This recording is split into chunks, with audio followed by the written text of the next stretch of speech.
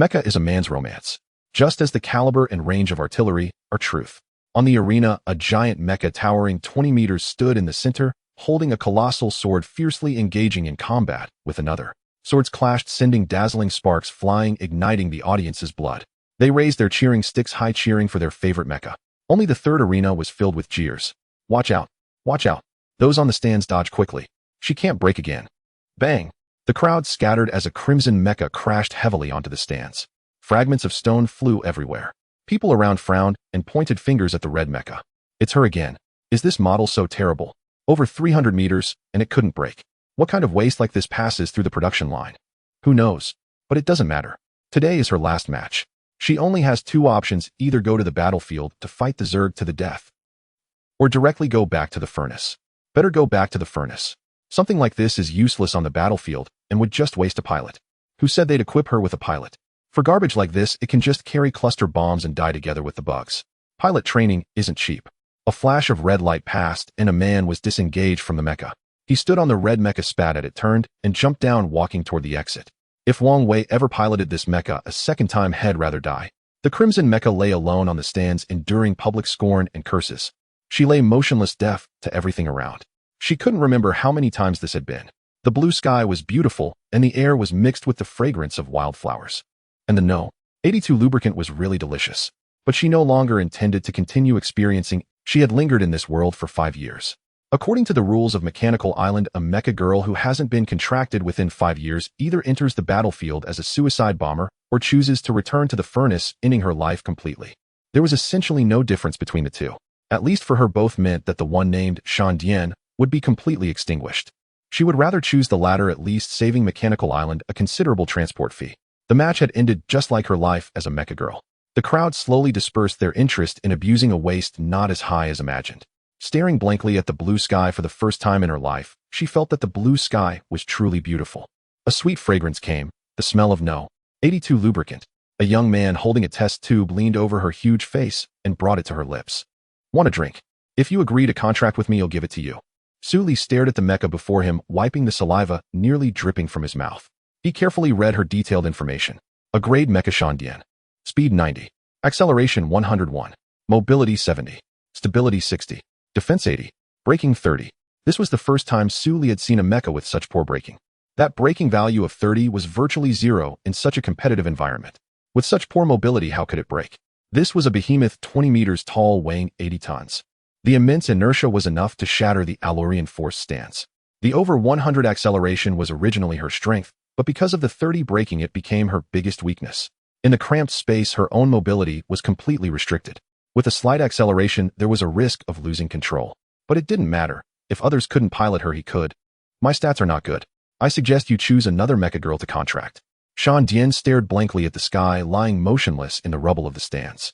The club members didn't even bother with appearances, and no one came to retrieve her. Perhaps returning to the furnace was her destined path. A red light rose, and the giant mecha slowly shrank into a woman 178 meters tall, with long winered hair. A red bodysuit wrapped her entire body.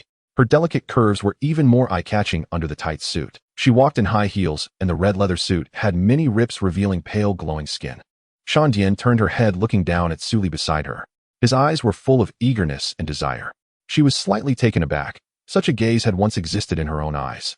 When she first left Mechanical Island, everything outside filled her with passion, until she stepped into the arena and time after time crashed into the stands with her pilot. I don't care. I know your braking is poor, but that's not the problem. What you lack is a qualified pilot. Su Li gazed at her perfect figure, feeling all his thoughts overwhelmed by her appeal. He was 20 years old. He had been transmigrated to this world for a full 20 years and had just obtained his pilot license. As a former ace pilot, having all the skills, but no mecha girl was too painful.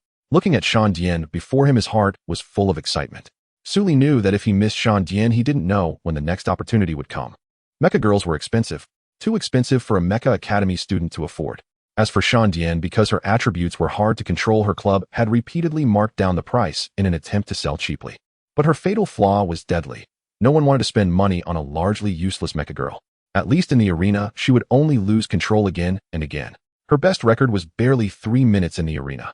2.5 of those were spent warming up and waiting to start. So her price plummeted from the initial 30 million to 200,000. It was a bargain price. This was a blatant insult to the mecha girl herself. especially since Shandian wasn't a grade mecha girl. You know, the market price for an A-grade mecha girl was at least 25 million, but even at 200,000, Su Li still couldn't afford it. Until today, a mecha girl destined for scrapping is allowed to set her own price after her farewell match. As long as he could move the mecha girl before him, he could use his 10 years of savings to buy her. His savings weren't much, only 160,000. This was what he had painstakingly saved over several years by repairing mechas and working odd jobs. It was all he had. Over the years at the academy, he had eaten plain food and lived frugally, his motto being, "Life is mostly about scrounging off others, spending money is his greatest pain." Also, he could hunt for bargains and find a cost-effective mecha. He knew the chance with his 160,000, but when faced with an opportunity, he had to try. He gazed eagerly at Shandian before him. She was about the same height as him and wearing high heels, so he could only look up at her smooth white chin. I've met many pilots. They were all confident at first, but once they piloted me, they never came back for a second time. Shandian smiled wryly, raising her hand to tuck a strand of red hair behind her ear. She looked at Su Li and found that the eagerness in his eyes had not been extinguished by her words. Let's give it a try. No matter what, a try won't hurt. Su Li's enthusiasm and his words stirred Shandian. Give it a try. She looked at the young man before her, and the corner of her mouth lifted slightly. She had never imagined that today, when everyone had abandoned her, someone would still look at her with such eager eyes. Although she was not a qualified mecha, but a defective product, Su Li's eyes were filled with the longing to become. Shandian lowered her head, looking into the man's eyes. The fervor made her heart tremble slightly. Then, let's give it a try. If it's just a test drive, no contract is needed. Everyone's dreams should be respected. Even if she was about to be recycled, fulfilling someone's dream before returning might be a decent ending. She leaped off the stand, and while still in midair shouted, "Shandian, R5 deploy." A highly sci-fi red mecha suddenly appeared at the edge of the arena. Its immense weight shook the entire arena. She knelt on one knee, and the chest armor slowly opened, revealing. She extended both hands and placed them before Su Li. Su Li excitedly wiped his hands on his clothes and jumped directly onto Shandian's palms. The cockpit slowly closed, and the sealed space suddenly flickered with light. The solid armor seemed to turn transparent all at once. Everything outside was mapped into Su Li's eyes. Shandian's shapely body half knelt before him, and on her slender waist rested a full-wrap helmet full of technology. Su Li slowly picked up the helmet and placed it on his head. 20 years. It had been exactly 20 years since he was reborn into this world of mecha girls, and for the first time, he sat inside a mecha girl's cockpit. Only after sitting down did he realize how crude the Academy's cockpit was. The cockpit was lined entirely with red leather interior. It looked similar in texture to Lightning's tight leather suit. On the left console, 5 rows of buttons emitted a crimson glow. On the right side was a joystick with a red handle. At his feet, 4 pedals on each side gleamed with a cold. Looking at Lightning, who was half bent forward like riding a motorcycle, Su Li swallowed hard and sat down in the pilot's seat. The seat was extremely comfortable, as warm as being embraced by a young girl. He glanced at Lightning beside him. The distance between them was no more than a fist. For the first time, he was so close to a member of the opposite sex, and he couldn't help but shift awkwardly. Lightning shuddered slightly beneath him, and he remembered that the mecha was connected to the mecha girl's 5 senses. The texture was much softer than the hard rubber of the Academy. With such cushioning performance, he was confident he could ram the stand's heat in. No wonder the previous pilot had walked away unscathed. Clearly, Lightning had enhanced the cockpit's protection. His previous world also had mecha. Those hardcore war machines were born purely for slaughter. They carried only basic AI, their functionality not on the same level as the mecha girls of this world. Yet he had piloted those bulky giants for 20 years until he was abandoned in the vast starry sea. The control modes of the 2 types of mecha were different, but as an ace pilot, he was long accustomed to switching machines. Familiarizing himself with the operation system took him only a few minutes. Moreover, he had practiced operating old-fashioned mecha girls on the Academy simulator. The only thing that made him feel awkward was the cockpit of this world. To start and control the mecha, he had to be in close contact with the mecha girl to reach the foot pedals. He had to admit the designer of this mechanical island had some skill. Feeling her warmth, Su Li's face flushed red. Fortunately, the helmet hid it. The helmet began to synchronize the external view. He raised his hand and turned on the controller switch. The panel and joystick slid within easy reach. A slight tremor came, and he slowly closed his eyes. The engine's roar was far less deafening than outside. In his mind, his own system was silently scanning the current state of the mecha girl. Detected a class mecha girl Lightning R5. Current mecha girl status: abnormal left leg lower armor suspension, abnormal waist power module, damaged right forearm weapon system destroyed, main power module energy circuit abnormal, available power output reduced to 80. Su Li felt quite uncomfortable. Lightning's condition was poor. Many of these injuries were old wounds. It seemed she had never been maintained since leaving the factory. The power circuit anomaly meant only 80 power could be released. Even so, the previous pilot had driven Lightning to crash into the stands. Such lousy technique wouldn't even qualify as cannon fodder in his world. He could clearly see that the damage to Lightning's right arm weapon system was caused by that crash. You must be in pain. Lightning was stunned by the unexpected question. She had experienced many pilots, but no one had ever asked her if she felt pain. Your condition is very bad. After the test, you can come with me to the school for a routine inspection and maintenance. Now relax your mind and body. Leave everything to me. Lightning didn't reply as she silently concentrated, ready to intervene in the controls. She knew her own situation best. Since leaving the factory, she had been through no fewer than 10 pilots, all club experts, yet none could control her. Let alone this student who hadn't even graduated. He was the first person who cared about her. She wanted to help him fulfill his dream of becoming a pilot. She just hoped he wouldn't lose his drive due to her difficult handling. Before she finished thinking, Su Li pressed a foot on the... He didn't even give her time to react. His left hand became a blur, sending commands through the keyboard directly to her control core. His right hand pulled the joystick. The giant red mecha's front thrusters blasted scorching jets. The entire huge crimson figure instantly stood upright and leaned backward to retreat quickly. No, it's too fast. Lightning only managed a warning before she was overwhelmed by the continuous stream of commands. She had never received such dense commands, and her mind went blank, and she subconsciously released her own control over the mecha. All thrusters on the red mecha fired in sequence. The tilted fuselage instantly righted itself, and the mecha made a sharp turn, speeding toward the center of the arena. The acceleration of the 101 type was obviously impressive. In just 3 seconds, the speed had reached 180 kilometers per hour. Su Li watched the rapidly changing scenery outside and couldn't help but admire that this world's mecha girls were far more advanced than the bulky machines of his previous world. Just the command reception speed was more than 3 times faster, almost without any delay. A surge of ecstasy rose in his heart. For a veteran pilot, a good mecha was absolutely crucial, even more important than the pilot himself. In his previous world, he had spent most of his salary on his mecha, even eating plain steamed buns for years, just to afford a single module. Lightning widened her eyes in shock. Her mind was still on the initial sharp turn. She had never imagined that such smooth and fluid movements could be performed by herself. By the time she came to her senses, the speed had already increased. A trace of panic flashed through Lightning's mind. She had never experienced such speed before. The grandstand ahead was getting closer. At her current speed, she would crash Heaton in less than 3 seconds. She could clearly feel Su Li trembling slightly with excitement behind her. No, this can't happen. She instinctively retracted energy, gave up protecting herself, enveloped Su Li in an energy shield, and closed her eyes in resignation, ready for the impact. Su Li stared at the approaching grandstand, his fingers dancing wildly again. He ignored Lightning's self-sacrifice because it was irrelevant. With immense confidence, he pressed the control pedal again. Brakes are weak. Who said piloting a mecha requires brakes? The crimson mecha turned into a red lightning bolt. As it neared the grandstand, it suddenly turned sideways. Blue flames exploded from the thrusters, and the foot thrusters also activated. She was like a figure skater spinning on one leg in a crouch, completing the turn and speeding along the edge of the grandstand, trailing a red gust. The great sword on her back scraped the edge of the grandstand, sending a trail of sparks. The anticipated collision never came. Lightning opened her eyes in confusion, only to find that her speed hadn't decreased, but was actually increasing. For the first time in her life, she felt such fierce wind. So she was not a defective product. So she could also race like the wind in the arena. No.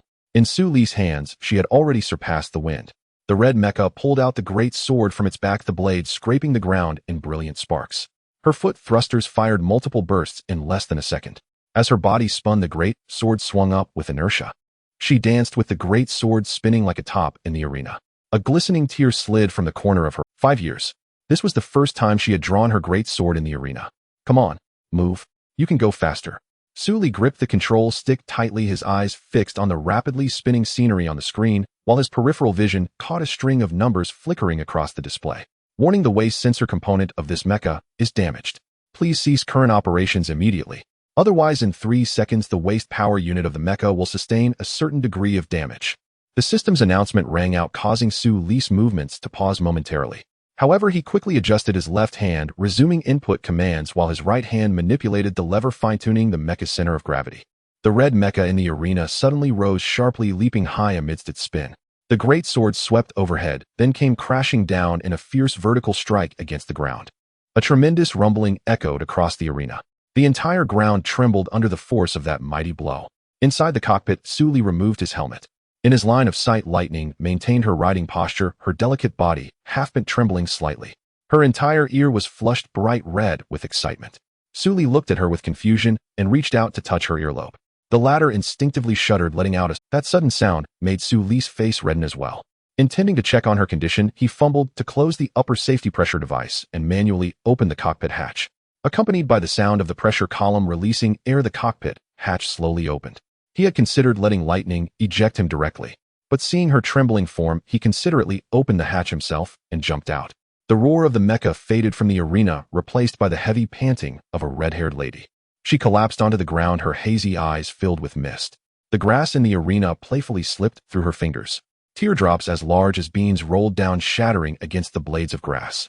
A series of sobs, whether of joy or sorrow, rose, growing louder. Su Li stood before her, momentarily at a loss for how to comfort her, and could only reach out to pat her shoulder. Lightning lifted her face and directly embraced Su Li's waist. The immense force made Su Li instantly question his existence. He felt as if a hydraulic clamp had locked onto his waist. Not only could he not break free, but the force was enough to snap his spine in an instant. And the pressure continued to increase. Frightened, he quickly patted Lightning's arm. Only then did she realize what she had done, and she smiled apologetically. Her tear-streaked face tugged at Su Li's heart. He pulled a finger-sized vial from his pocket and waved it in front of her face. "Do you want a drink?" Lightning raised her face, though under the glow of the setting sun, tear tracks shimmered brilliantly. She extended a trembling hand to take the lubricant, but just as she was about to grasp it, she stopped her palm. A pilot like him deserved a better mecha. Su Li looked at the Lightning R5 before him and frowned slightly. She looked like a mature lady, so why was she so stubborn? In his past life, he had only focused on studying mecha and never bothered to understand women. So was a mecha girl considered a mecha or a woman? He tore off the vial's seal, pinched Lightning's chin, and poured the lubricant into her mouth. Her crimson lips held the vial, and her upturned face was covered in tear streaks.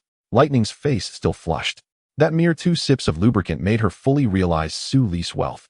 The liquid slid down her throat and into her rotation mechanism without giving her time to savor it. "No matter what you've drunk it, so you're mine now. Tell me after the farewell match, how much are you planning to bid?" "He'll be honest. I'm just a poor student with no money." After Su Li spoke, his heart felt uneasy, and he instinctively turned his head away, not daring to look at Lightning. A few drops of lubricant rolled from her lips, falling onto her chest and slowly spreading. Lightning trembled as she touched her chest. After a moment, she spoke slowly. "No need. This vial of lubricant is my final offer." Su Li turned around in surprise, only to find that she was already holding her mechanical core in her hands. You really want to contract with me?" "For free." Lightning nodded, gently raising her mechanical core in front of Su Li. Suppressing his ecstasy, he bit his finger and let his blood drip onto the core. The mechanical core absorbed the blood, its originally pale blue hue gradually turning a vivid red. "Great. Lightning, thank you for acknowledging me. Don't worry, I'll never abandon you." He scratched his head, then turned and pulled 2 more identical vials from the pouch at his waist, handing them to Lightning. He felt he had been a bit stingy. If he had known lubricant could secure a contract, he would have brought 2 large barrels from the academy. Lightning. Since when did No. 82 lubricant come in vials? Was this master playing tricks on her? Seeing Su Li dancing with joy, she reached out to support her sore waist, took the vials from his hand, removed the seals, and stuffed both into her mouth at once. With the increased dosage, she finally tasted the flavor of No. 82 lubricant. Her starry eyes widened as she looked at Su Li. The pressure that had built up from enduring others' scorn and curses for so long vanished in an instant. It didn't matter anymore. Even if he found a better mecha girl in the future, as long as he didn't abandon her, she would stay by his side for life. But how did this seemingly young master possess such extraordinary piloting skills? Had he been training since the womb? A strange sensation in her waist made her blush again. With such incredible technique, could she truly be worthy of being his mecha girl? In just a few minutes, her waist couldn't take it anymore. If the battle time were a bit longer in the future. "Prepare. I can't wait a second longer." She pushed herself up from the ground with one hand, supporting her waist with the other, struggling to her feet. "Master, are the preparations and maintenance you mentioned still valid?" Su Li was about to pat his chest in assurance when a sharp pain shot through his waist, forcing him to bend over. In 2 lifetimes, this was the first time he had been hugged by a mecha. This old waist would probably need a while to recover. "Don't worry. I'll rest my waist when I get back." Lightning blushed, ignoring her own pain, and reached out to help Su Li, who was still clutching his waist, stand up. Under the setting sun, a man and a woman supporting each other and holding their waists walked step by step out of— "Is that a mecha girl? You actually contracted a mecha girl." Within the academy hangar, a pink-haired girl stood with her hands on her hips, her eyes wide, as she scanned Lightning from head to toe, disbelief written all over her face. She glared at Su Li, who was clutching his side, her finger nearly jabbing into his forehead. "If your Zhang Chongping can contract you, why can't I contract a mecha girl? Are you lying to build an image, or did you get some leverage on her?" Otherwise, a pervert like you actually managed to contract a mecha girl. Shield, you need to be responsible for what you say. How am I a pervert? Sully stood in front of Lightning, his face reddening under the girl's accusations. Heaven knows he just smelled the scent of machine oil. How did that make him a pervert? As a mech pilot, what's wrong with smelling machine oil? Lightning, don't listen to her nonsense. I'm not a pervert. Huh. Shield 03 let out a disdainful snort, the corner of her mouth twitching.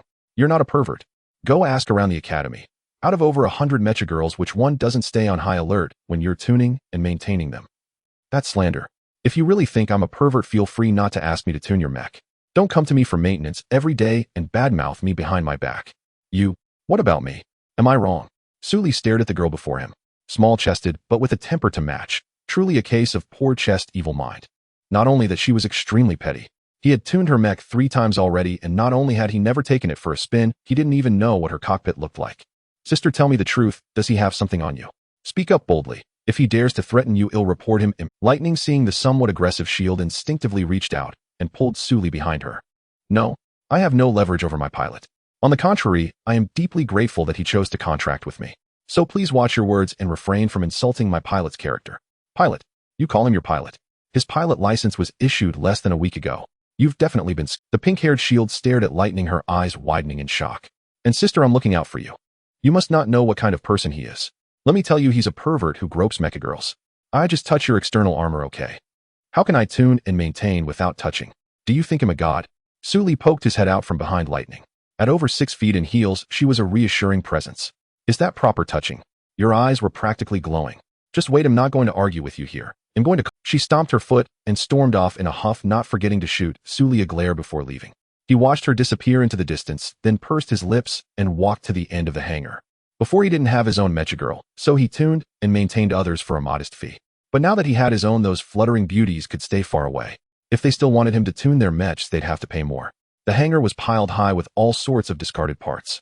Barrels of various oils were stacked in the corner. A rack dozens of meters tall stood in the center of the hangar, empty except for a dozen mechanical arms hanging there gleaming with metallic luster. Sully walked over to a computer and tapped a few keys on the keyboard. With a series of creaks, the massive mechanical arms slowly unfolded, assuming a posture ready to receive a mech. He jerked his chin at Lightning and walked into a cubicle in the hangar, changing into oil-stained work clothes. When he came out, Lightning had already completed her deployment and stood on the maintenance rack.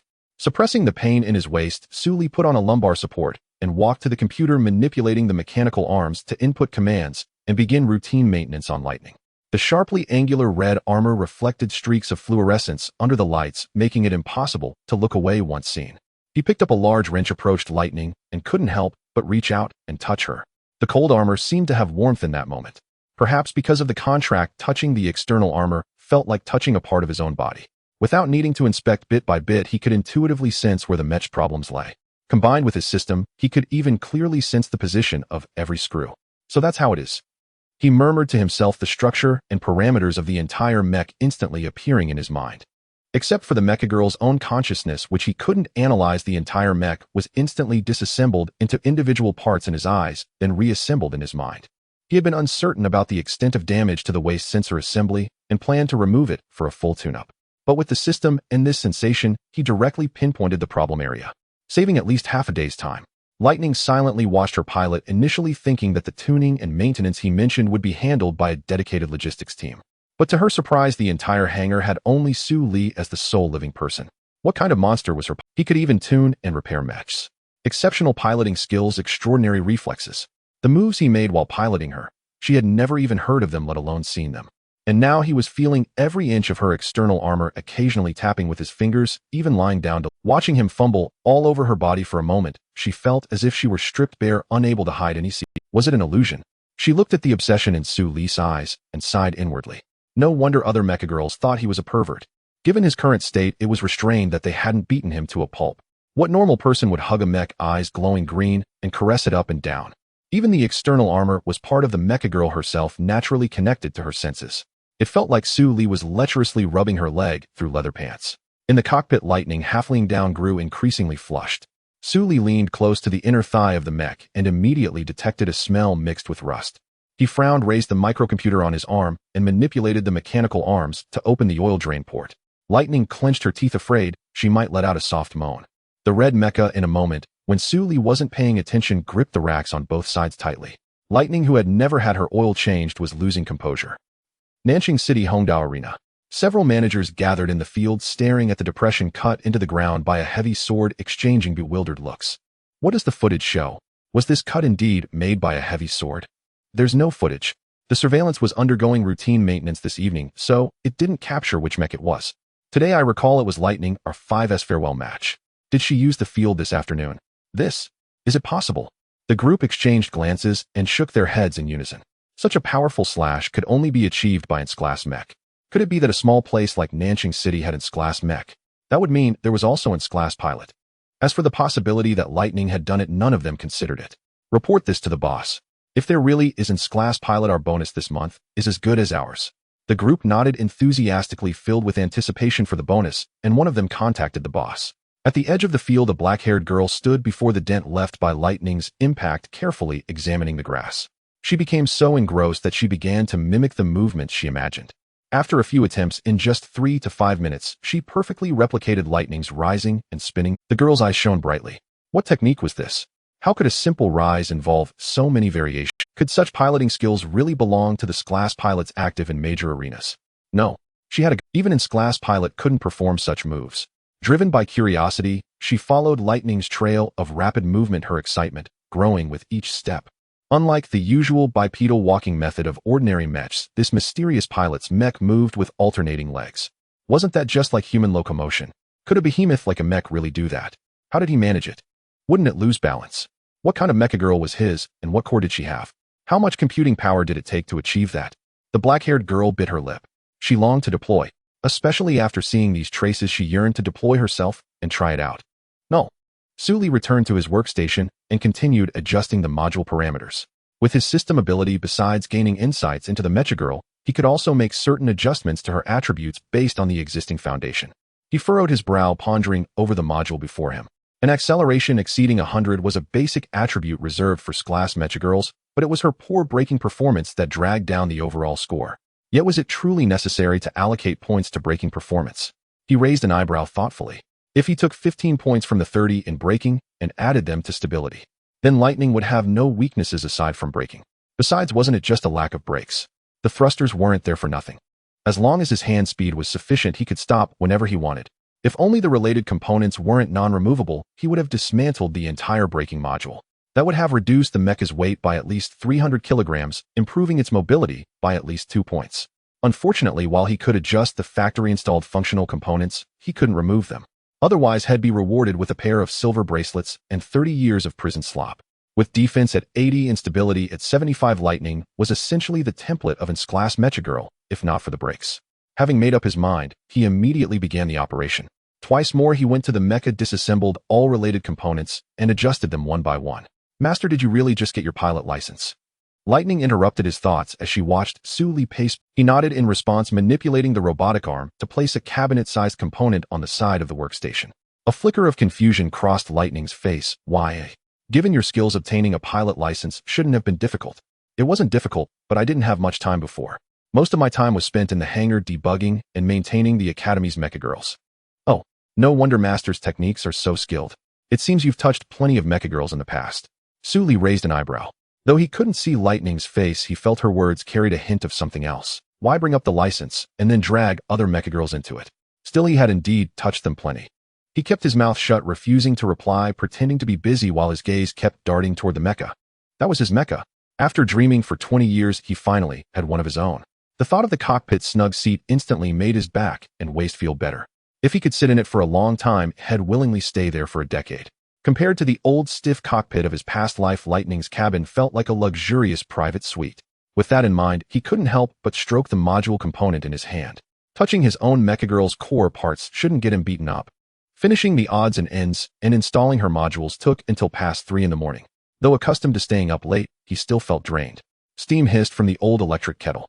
He picked it up, poured water over his instant noodles, then collapsed onto the tool-littered workstation, rubbing his eyes. On the charging station nearby, 5 cleaning robots had already entered their charging sleep. The entire hangar lay empty, devoid of any human presence. He swiped through the virtual screen before him, but before the noodles were ready, he slumped sideways and fell asleep on the workstation. The hangar fell utterly silent. Lightning retracted her mecha form, transforming into a human. She grabbed a clean cloth from a shelf, wrapped herself in it, and tiptoed forward. The rich aroma of instant noodles made her pause. It's fine, just one bite. She stepped closer, picked up the brewed cup, took the fork, and took a satisfying slurp. Her cheeks visibly puffed out as she chewed, her eyes scanning the sleeping Sully up close. From this distance, his eyelashes were long, trembling faintly with each breath. His eyes were somewhat narrow, but wide when open. She swallowed the noodles and deftly twirled another forkful. In no time, the cup was empty, not even a drop of broth left. A blush crept across Lightning's face. She found another cup and brewed it anew, then sat down beside Sully. After a moment's thought, she stood up and brewed yet another cup for herself. It's fine. She hadn't charged him for the contract. A few cups of instant noodles were no big deal. She mused, wrinkling her small nose. Her gaze shifted sharply to a corner where several large oil drums were stacked. She grabbed the bowl Sully usually used for meals, scurried over to the drums, hoisted one with one hand, and poured a full bowl. Her red lips pressed to the rim, sucking the residual oil into her mouth. Then she screwed the lid back on and carried the bowl to the workstation. She tied up her fiery red hair, leaned over the bench, alternating between noodles and lubricant. She also grabbed Sully's terminal and started scrolling through videos. Cup after cup of noodles, bowl after bowl of lubricant. Until her belly was slightly swollen, she leaned back and let out a loud belch, having completely forgotten she only meant to have one bite. When Sully woke up, harsh sunlight was shining directly on his face. He squinted, trying to shield his eyes, but found a fluffy red head pillowed on his arm, leaving half his body numb. Her fair skin was dazzling. He steadied himself, suddenly remembering had fallen asleep on the workstation. But who was this woman beside him? He stared blankly at the vivid red hair, taking a long moment to realize. Her delicate figure was wrapped in a few pieces of clean cloth. Her full chest pressed together, revealing a very deep cleavage. He quickly turned his head away, unable to fathom why she was in his bed. Even more baffling was why she was naked. Sunlight streamed through the high ventilation windows, spilling over Lightning's fair skin. Sully struggled to pull out his already numb arm, pushed her white leg off him, then grabbed his blanket and wrapped her up, leaving only her head exposed. A strong scent of lubricant wafted up. He lowered his head to sniff his arm, then recoiled in disgust. This mecha girl drooled in her sleep. Could mecha girls suffer from indigestion? He pushed open the door to the compartment and immediately saw the pile of over a dozen instant noodle cups on the workstation. I'm sorry, really sorry. I didn't mean to leave it a mess. It's just that last night I ate way too much. So I forgot. Lightning's face was a stark contrast to her fair complexion. It's nothing, just a dozen or so cups of instant. If you like them, order 10 more boxes today. Don't worry, I can still afford to keep you. Sully tried to appear composed, then reached out to shake the oil drum in the corner. The drum, which usually took all his strength to budge, began to tilt with just a slight push. He quickly opened the lid and measured with the dipstick, gasping in shock. So it wasn't just that she ate too much, she also drank too much. In one night, half the drum was gone. At 80,000 per drum, the money he had would only last her 4 days. Maybe he could take back what he just said. He truly couldn't afford to keep her. But seeing her blushing face, almost matching her hair color, he couldn't bring himself to scold her. Did the lubricant brand number 82 contain alcohol? Well, Lightning. How about we go to a... Though Lightning might have trauma from the arena, he believed she could overcome it for the sake of sustenance. Trust me, it'll be fine. Finish all the maintenance today and calibrate the modules. Later we can try the training ground. If you're bored, you can check out the upcoming competition info in Nanching. Lightning looked at Sully and nodded rapidly. As long as she didn't have to face the evidence of her misdeeds, she'd be happy to skip calibration and go straight to the arena. Sully watched her sit in the corner with the terminal, then shook the oil drum again in disbelief. The half drum of oil sloshed around once again, squeezing his fragile wallet. Right? He could charge this half drum to Jiandun and her girlfriends. A few liters each wouldn't be a problem. With a solution in mind, he finally breathed a sigh of relief. He called Lightning back and began calibrating her other parts. Master, I've checked. In the next week, there are 12 major competitions. 6 of them are at the Nanching Municipal Arena. The other 6 are at. Pick the ones with the highest prize money. Lightning was startled, then felt her master was quite pragmatic. That was a good trait. She glanced guiltily at the oil drum in the corner and continued browsing the competition info. The competition at the Municipal Arena is co-hosted by several major clubs in Nanching. The first prize is 100,000 yuan. However, we might not be able to. How much? Sully looked up from the workbench, eyes wide. 100,000. He gasped. He worked hard calibrating mechs and barely made a few thousand. Yet others could earn 100,000 from just one match. That was 100,000. Converted to lubricant, it would last his mech girl 3 days. Well, looking at it that way, it wasn't that much. Are there many competitions like this? I mean, around 100,000. Quite a few, but many have entry restrictions. Some require invitations, others need specific competition qualifications. Sully's face fell. Then why bother mentioning them? Lightning rolled her eyes. She wanted to explain, but he kept interrupting, never giving her a chance to speak. Find something even if it's not very official. The main thing is quick cash.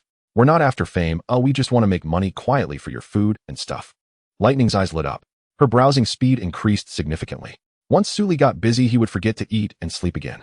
It wasn't until sunset that he finished his calibration work and put all the mech parts back in place. After rinsing her exterior, they ate a simple meal and hurried to the academy's training ground. The campus training ground was small, only about a third the size of the municipal arena. The flat field had no, unlike arenas which often had simulated terrain, the campus training ground was all about simplicity. In his spare time, he would come here to watch others train with their mechs. But since he didn't have a mech, he had to take mech maintenance as an elective, doing odd jobs to save up some money. Now that he had Lightning, he could apply to switch majors. Many students in the academy were like him, switching majors only after acquiring their own mechs. Just like Jiandun's master, that scrawny guy. Here. But this time you're not just here to watch, right? Jiandun told me you finally have your own mech, girl. Want to give it a try later? Speak of the devil and he appears. The scrawny guy came up to Su Li and put a hand on his shoulder. His gaze swept over Lightning, and he let out a soft, huh, sitting up straight. Lightning was dressed in her usual bright red leather suit, her curves exquisite and captivating. But her expression carried a cold aloofness that kept people from approaching. This beauty looks familiar. Is she? Zhang Chongping scratched his head, then slapped his forehead. I remember now. Lightning, R5. The 5th-generation mech girl from Mech Island. I recall when she first debuted, her breakthrough stats amazed everyone. But her strengths are extremely prominent, right? Suli glanced at Zhang Chongping, his hidden hand pinching a bit of flesh on his thigh. A look on his face said, think before you speak. Zhang Chongping swallowed, gave Lightning a thumbs up, and smiled. He turned to Suli, a hint of pity in his eyes. He lowered his voice. Are you crazy? Her acceleration breaking 100 is impressive, but she has almost no braking. Do you know what no braking means, eh? Are you implying my skills aren't up to par? Don't forget who calibrates your mech. Suddenly a crisp, somewhat eager voice, tinged with hostility, sounded in Su Li's ear. Do you want to keep your hand? Jiandun's arrival made Su Li release his grip on Zhang Chongping's thigh. The latter sighed in relief and grabbed Jiandun's small hand. It's fine, Su Li was just messing around. By the way, now that you have a mech girl, want me to help you practice? You can switch majors, but there's still the driving test. If you don't pass, you can't switch. And you need to hurry. There are only 2 chances to switch majors a year, and this year's last chance is coming up. Him? Forget it. He's better off staying in logistics. With his skills, he can find a club and scrape by for 2 or 3 years. Jiandun glanced sideways at Su Li, then turned away disdainfully. What do you mean? What's wrong with my skills? What do you mean scrape by for 2 or 3 years? 2 or 3 years is an overestimate. You might get arrested in a year for harassing a mech girl. Do you have any idea how perverted you are? You. Zhang Chongping, seeing they were about to argue, quickly stepped between them, arms outstretched. Stop it. We're all friends. Give me a break, okay? The field is empty now. So Su Li want to give it a try. Before Su Li could respond, Jiandun let out a meaningful snort. He doesn't have the guts. I wonder how he sweet-talked a mech girl into staying with him. If he goes down there and shows his true skills, she might just walk away. Lightning stood coolly behind. Su Li glanced at Jiandun calmly and said softly, my master and I have a core contract. There's no possibility of me abandoning him. Core contract. Zhang Chongping and Jiandun stared at Su Li in disbelief, their faces filled with There are 3 types of contracts for mecha girls in this world. The first is a long-term contract signed by a club. The club signs it with the mecha girl, and the ownership of the mecha girl does not belong to the pilot, only granting the pilot corresponding permissions. That was the kind Lightning had signed before. The second type is an ordinary contract signed with a pilot with flexible duration and the possibility of reversal. The last type is the core contract. For a mecha girl, she can only sign a core contract once in her lifetime. Once abandoned by her pilot, she has no choice but to be recycled with no other path to take. Zhang Chongping looked at Firmament Shield with a sour expression. The contract between her and him was an ordinary one. Although the contract was long-term, Firmament Shield could unilaterally terminate it at any time. Although ordinary contracts were the mainstream in the world, any man would be tempted by a core contract. Moreover, there was a living example right before them. What are you looking at? Believe me, you'll terminate the contract. Su Li wore an expression of someone who enjoyed watching the chaos, which only infuriated the pink-haired Firmament Shield even more. Zhang Chongping stammered a few words and then shut his mouth. Firmament Shield, on the other hand, turned to Su Li and gestured a thumbs down. Let's go. Get in the ring. He'll give you 3 moves. Su Li smiled calmly and glanced at Lightning beside him. She was staring at him with watery eyes, completely devoid of her initial aloofness, like a little wife eager to prove herself. Master, can I really do this? Su Li raised his hand to pat her red head and thumped his chest confidently. Don't worry. Leave the arena to me. Lightning looked at his determined expression, recalling the scenes in the arena. She struggled to calm her surging thoughts and followed Su Li toward the training ground. On the viewing platform, a black-haired girl leaned against an intricately designed paper umbrella on her shoulder. Her 2 feet clad in white socks rested on the edge of the platform, swinging idly. She lightly bit the lollipop in her mouth and looked at lightning in the arena, a faint glimmer flickering in her gaze. Is that the pilot she contracted with the one in front of lightning? She tilted her head, stared at Su Li for a while, and murmured softly, "Looks like a decent build, strong knuckles, well-proportioned muscles. Seems like a good prospect for a pilot. I wonder why he contracted lightning. Do you think lightning is the type of mecha girl who fears being recycled?" The woman behind her, dressed in a black suit, stood still without uttering a word, as if she hadn't heard the girl's words. In the arena, Firmament Shield had already completed her deployment. Her robust and powerful appearance was utterly mismatched with her usual pink-haired lowly image. Standing over 10 meters tall, she was relatively short among mecha girls, but for a defensive-type mecha girl, such a build was highly advantageous. A low center of gravity allowed for better stability, and combined with her massive shield, it was enough to withstand the impact of large-scale insect swarms. On her head, as usual, was a brilliant pink paint job. Above her head armor, a strand of pink tassel fluttered in the wind, adding a touch of incongruity to the otherwise solemn and murderous mecha girl. She hoisted a massive shield only a head shorter than herself, and as soon as she completed her deployment, she took a step back and slammed the shield heavily onto the ground. Su Li, who had yet to board the mecha, felt the ground tremble and quickly adjusted his stance to steady his center of gravity, managing to stand firm. He turned back and glared at Firmament Shield, who was giggling incessantly, then grabbed Lightning's outstretched hand and leaped into the cockpit, tripping him. That's such childish behavior. She kept saying she'd give him 3 moves, but before the match even started, she was already trying to rattle him. He sat directly into the pilot seat and put on his helmet. Vision began to synchronize and neural connections were established. He could feel Lightning trembling slightly with excitement. He gently patted Lightning's waist twice and twisted the mecha's control switch with his left hand. The roar of the engine began to build, and the massive red mecha stood upright in the arena. She looked down at Firmament Shield, who was several meters shorter, and extended her hand with a thumbs-down gesture. On the viewing platform, the girl stopped swinging her legs and stared intently into the arena. A smile played at the corners of her lips, and her eyes sparkled with brilliance. Oh, the tension is thick. In the arena, Su Li's fingers flew across the keyboard as he pulled the control stick, driving Lightning to charge forward at full speed. Firmament Shield had talked a big game about giving them 3 moves, but as a defensive-type mecha, her offensive capabilities were inherently limited. Her so-called giving them was nothing but a joke. She wanted them to move to use her best defense against them. Beneath that pink exterior was a mind full of cunning. They say big chests mean no brains, but Firmament Shield was a living example. All her brains had gone into her chest. It really is him. On the viewing platform, the girl involuntarily leaned forward, her upper body pressing against the railing. Her ample chest was squeezed together, almost bursting forth. The sight of Lightning racing across the arena caught her, making her feel a wave of heat throughout her body. This bold and sweeping style of movement was instantly captivating. Close now. The training ground was not large, and the distance between the 2 mechas closed in an instant under Lightning's terrifying acceleration and speed. The massive red mecha reached for and grasped its sword hilt mid-charge, and as the 2 mechas were about to collide, it slid to the right with a swift sidestep. Relying on the immense inertia, it effortlessly swung the greatsword, as if wielding a feather, and brought it down with a heavy strike. Yes, rather than drawing her sword, her massive greatsword seemed to be flung out. Firmament Shield, who had been prepared for a frontal impact, was caught off guard by Lightning's elusive movement. Her expression changed in panic, and she could only twist her body using the small shield on her back to meet Lightning's descending sword. A grating, teeth-clenching sound echoed, and blinding sparks flew.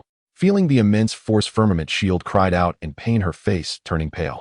Was this the same Lightning, R5 from the arena, who only knew how to charge straight ahead? Firmament Shield's mind flashed back to her elusive, ghost-like figure.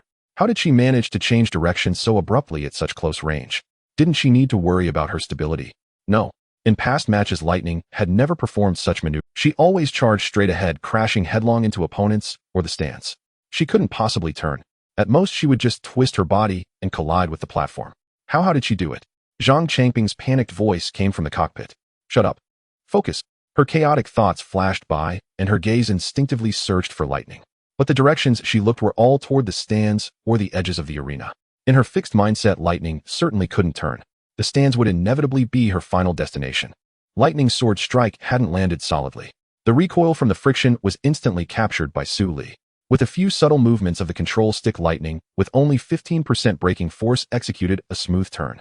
The greatsword which had struck the ground rebounded with a reverse slash driven by inertia, wedging into the upturned edge of the round shield on Firmament Shield's back.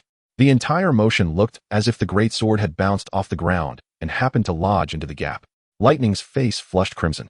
In less than 10 seconds, she once again experienced the exhilarating thrill of Su Li's masterful operation.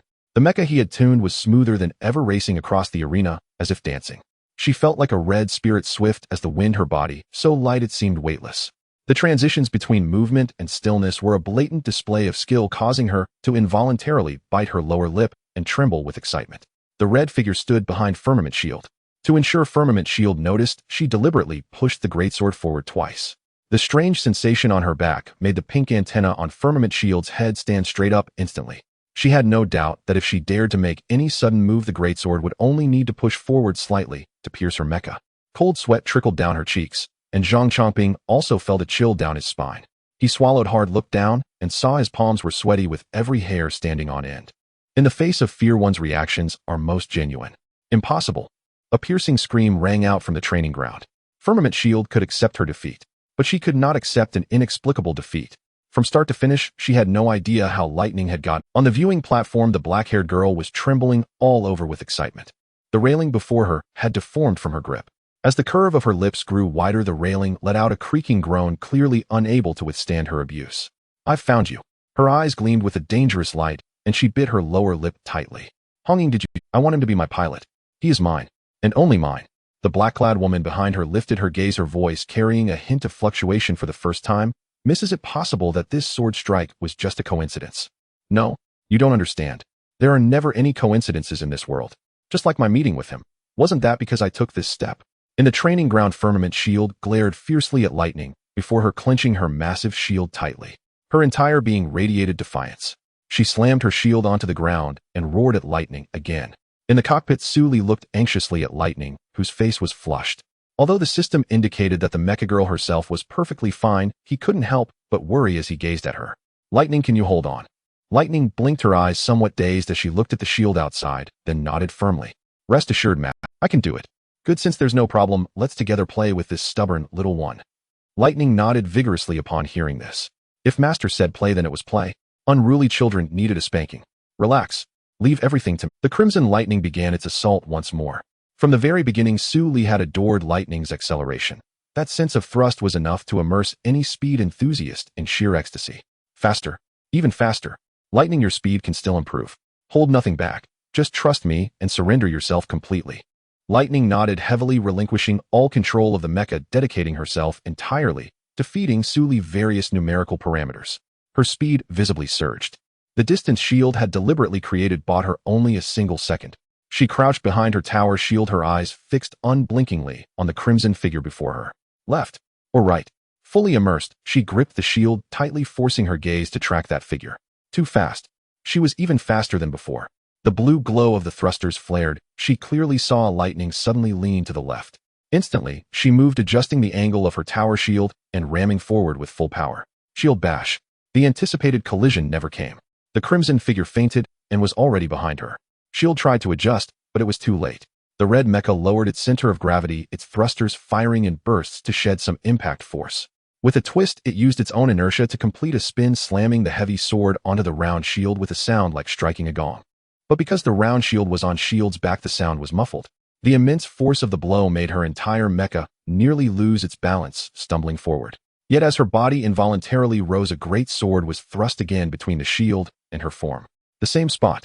Again the same spot. Shield was both furious and frantic. Twice. She still hadn't seen how Lightning had done it. Was she truly the legendary Lightning? For a moment, she even felt the whole world had deceived her. Yes, everyone was a liar. How could a mecha girl with a breaking stat of only 30 complete a sudden stop and turn so quickly? Impossible. Utterly impossible. The Lightning before her was not Lightning R5. It was S-class mecha disguised in Lightning R5's shell. A new model she had never seen. Otherwise, how could she, one of the Academy's rare A-class mecha girls, be so utterly humiliated? Are you alright? From the cockpit came the flustered inquiry of her pilot. No, she was not alright. She was absolutely not alright. Her pride, her defense had failed to serve its purpose. This heavy armor and the round shield on her back had not fulfilled their intended role. That shield, once her pride, had been ignored and exploited twice, allowing the sword to reach her with ease. If this were a real battlefield, she would have died twice. Did you see how she got behind? For the first time since her creation, she felt powerless. Even against class Mecha girls, she had always been confident in her defense. But now lightning had casually trampled her pride into the dust. Calming herself slightly, Shield turned to look at the red figure slowly sheathing the great sword on its back. That familiar structure was one of a kind in the world. Lightning R5. Was it because of that pervert of a support crew? Impossible. Wasn't he just a Mechatoon? Shield dismissed Zhang Chongping, immediately deactivating her manifestation. The shock and resentment within her made it unbearably hard to bear. Tears the size of beans rolled down her cheeks. Her pink antenna drooped low. She rubbed her eyes, said nothing through her sobs, and turned to run out of the training ground. Zhang Chongping scratched his head, awkwardly nodded at Lightning, and also ran out. Lightning and Su Li watched in silence as the two vanished from sight. Do you think I was too harsh? After all, she's still young. Will this leave a psychological scar? Su Li touched Lightning's waist, speaking uncertainly. The latter's delicate body trembled slightly, but her gaze was resolute as she shook her head. Master worries too much. Children must be disciplined early, or they'll rebel. Su Li was taken aback by her words. You're right. I never had a child in my past life, so I don't know much. I must say you Mecha girls know so much. You even have parenting knowledge stored. Lightning blushed, feeling for the first time that reading all those miscellaneous books had paid off. At least Master praised her for it. She would read more often. First, a small goal: finish reading a woman's story with 7 men tonight. But what was this about a past life? Did Master mean he had lived before? She gasped sharply. She hadn't yet read any time travel novels. Or perhaps she should read rebirth stories. In the training ground, 2 figures in black slowly approached. The smaller one wore a black Lolita dress and held a matching black paper umbrella. The taller one was dressed in a sharp black suit with large black sunglasses on their face and a high ponytail that gave a very capable impression. They stopped at Lightning's feet. The girl in the Lolita dress slowly extended a fair, slender hand toward Lightning, her red lips parting with lofty arrogance. Now I have taken my step. Come, my knight. I permit you to discard that waist, kneel on one knee before me, and pledge your loyalty. Lightning, what's for dinner tonight? The cafeteria should still be open. Shall we go? Whatever Master decide. Also, can I have a bit more lubricant tonight? Just 1 bowl's worth. Su Li thought for a moment, then nodded firmly. All right, but remember, until we get the prize money, only 1 bowl per session. Otherwise, we won't have money for food before we even earn any. By the way, I've never experienced being dismissed. Lightning nodded, instantly enveloping Su Li with her will and sending him out of the cockpit. A warm evening breeze carried a hint of warmth. Su Li took a deep breath of the training ground air only, then noticing the 2 people who had suddenly appeared before him. Lightning stood gracefully behind Su Li, her gaze questioning as she looked at the pair. Hey you. Hong. Lightning looked at the 2 standing there, instinctively feeling they harbored ill intent. She subconsciously grabbed Su Li's arm before speaking. May I ask, do you need something? Haya's brow furrowed as she looked at Lightning's hand on Su Li's arm as if it were trash. Waste is not worthy of speaking to me. My knight, I have taken a crucial step toward you. Now you must show me corresponding sincerity. Su Li. Her gaze flicked to Lightning beside him, filled with intense disgust, as if a single glance. Throw away this garbage, form a contract with me, and pledge your loyalty. Then I will consider bestowing honor upon. Su Li furrowed his brows. Her Lolita dress, embroidered with gold threads and adorned with vintage lace trimmings, exuded an air of opulence. The tips of her slender fingers were painted with sharp black nail polish that seemed to hold a profound depth. The arrogant girl before him wore a look of supreme condescension. Though he knew not her identity, the way she gazed at him, as if he were an ant, stirred an instinctive revulsion within him. Not to mention her opening words, which were a direct mockery of Lightning. He could feel her hand tremble involuntarily at the utterance of the word trash. He had worked time and again to rebuild Lightning's confidence, not to have it shattered by others. He clasped her cold hand and gently stroked it twice. Only then did he lift his gaze to Hong Ying, who stood behind the girl. Is this your Chinibu from your family? If she can't speak properly, take her home and teach her manners. Bestow honor upon him, as if a brat like her should go home and play in her own mud puddles, always eyeing what belongs to others. Clearly she hasn't tasted the harshness of the real world. Hey, you watched his hand caress Lightning, a flicker of disdain flashing in her eyes. She raised an eyebrow and looked at Su Li before her. Are you serious? I hate you, Shrank Mecha girl. You've probably never even seen Shrank one, have you? Kneel before me. He'll make an exception and allow you to pledge your loyalty to me. You should know ordinary people aren't worthy of my favor. As she spoke, she extended her left hand towards Su Li once more. Hong Ying stepped forward and respectfully handed Su Li a business card. He took it and glanced at it. On the black gold foiled card, the 4 golden characters Aka Industries shimmered brilliantly in the sunset. Huh. Su Li felt like laughing in spite of himself. He knew of Aka Industries. It was a pillar industry of Nanjing City, boasting the province's largest production line for mecha module kits. It was a company that commanded respect even within the province. Its module stores alone numbered 23 in Nanjing City. He hadn't expected this insufferably arrogant girl to be a mecha girl affiliated with Aka Industries. So what? Just because she was a mecha girl from AKA Industries, she expected him to abandon Lightning. What made her think he would definitely contract with her after discarding Lightning? Because of her round face. Or her large chest. Yu tilted her chin up, quietly observing Su Li's expression, waiting for him to bow down and offer his dignity. She had seen too many self-important meisters. But in the end, every single one of them had succumbed to the allure of that business card. There had never been an exception. Su Li didn't spare the girl another glance. He had already inspected her attributes the moment he saw her. UX 70. Strength Mecha. Speed 80, A acceleration 90, A mobility 100, stability 80, defense 80, braking 79. Such attributes would be a coveted prize in the eyes of most meisters. Apart from her high mobility, her relatively balanced stats indicated she had no glaring weaknesses. A mecha like this would undoubtedly be sought after by the majority on the market. However, in Su Li's eyes, it was merely without any weaknesses. He even took a moment to glance at Hong Ying's Strength Mecha Hong Ying D3. Speed 90, A acceleration 90, A mobility 101, stability 60, defense 65, braking 70. Honestly, Hong Ying's stat panel held more appeal for Su Li than Yes. A high attack, high agility warrior. Even with some shortcomings, his own skill could compensate. As for a baby-type beginner mecha, it could go cool its heels somewhere else. A mecha with balanced attributes across the board held no appeal for him whatsoever. Are you insane? Ignoring Yes' outstretched hand, he returned the card to Hong Ying, took Lightning by the hand, and walked around the two of them toward the cafeteria. They didn't even know each other, yet she came up, insulted his mecha girl, and even tried to force a contract with him. And she had the nerve to call it taking a liking to him. Plenty of people in this world had taken a liking to him. So what? Was he supposed to sacrifice his kidneys? They all talked to themselves, thinking they were someone important. So what if she was in Strength Mecha Girl? So what if she was from Aka Industries? If he couldn't afford to provoke them, couldn't he at least avoid them? Besides a mere Strength Mecha Girl, he was confident that after a few matches with Lightning, top-tier mecha girls would be within his reach.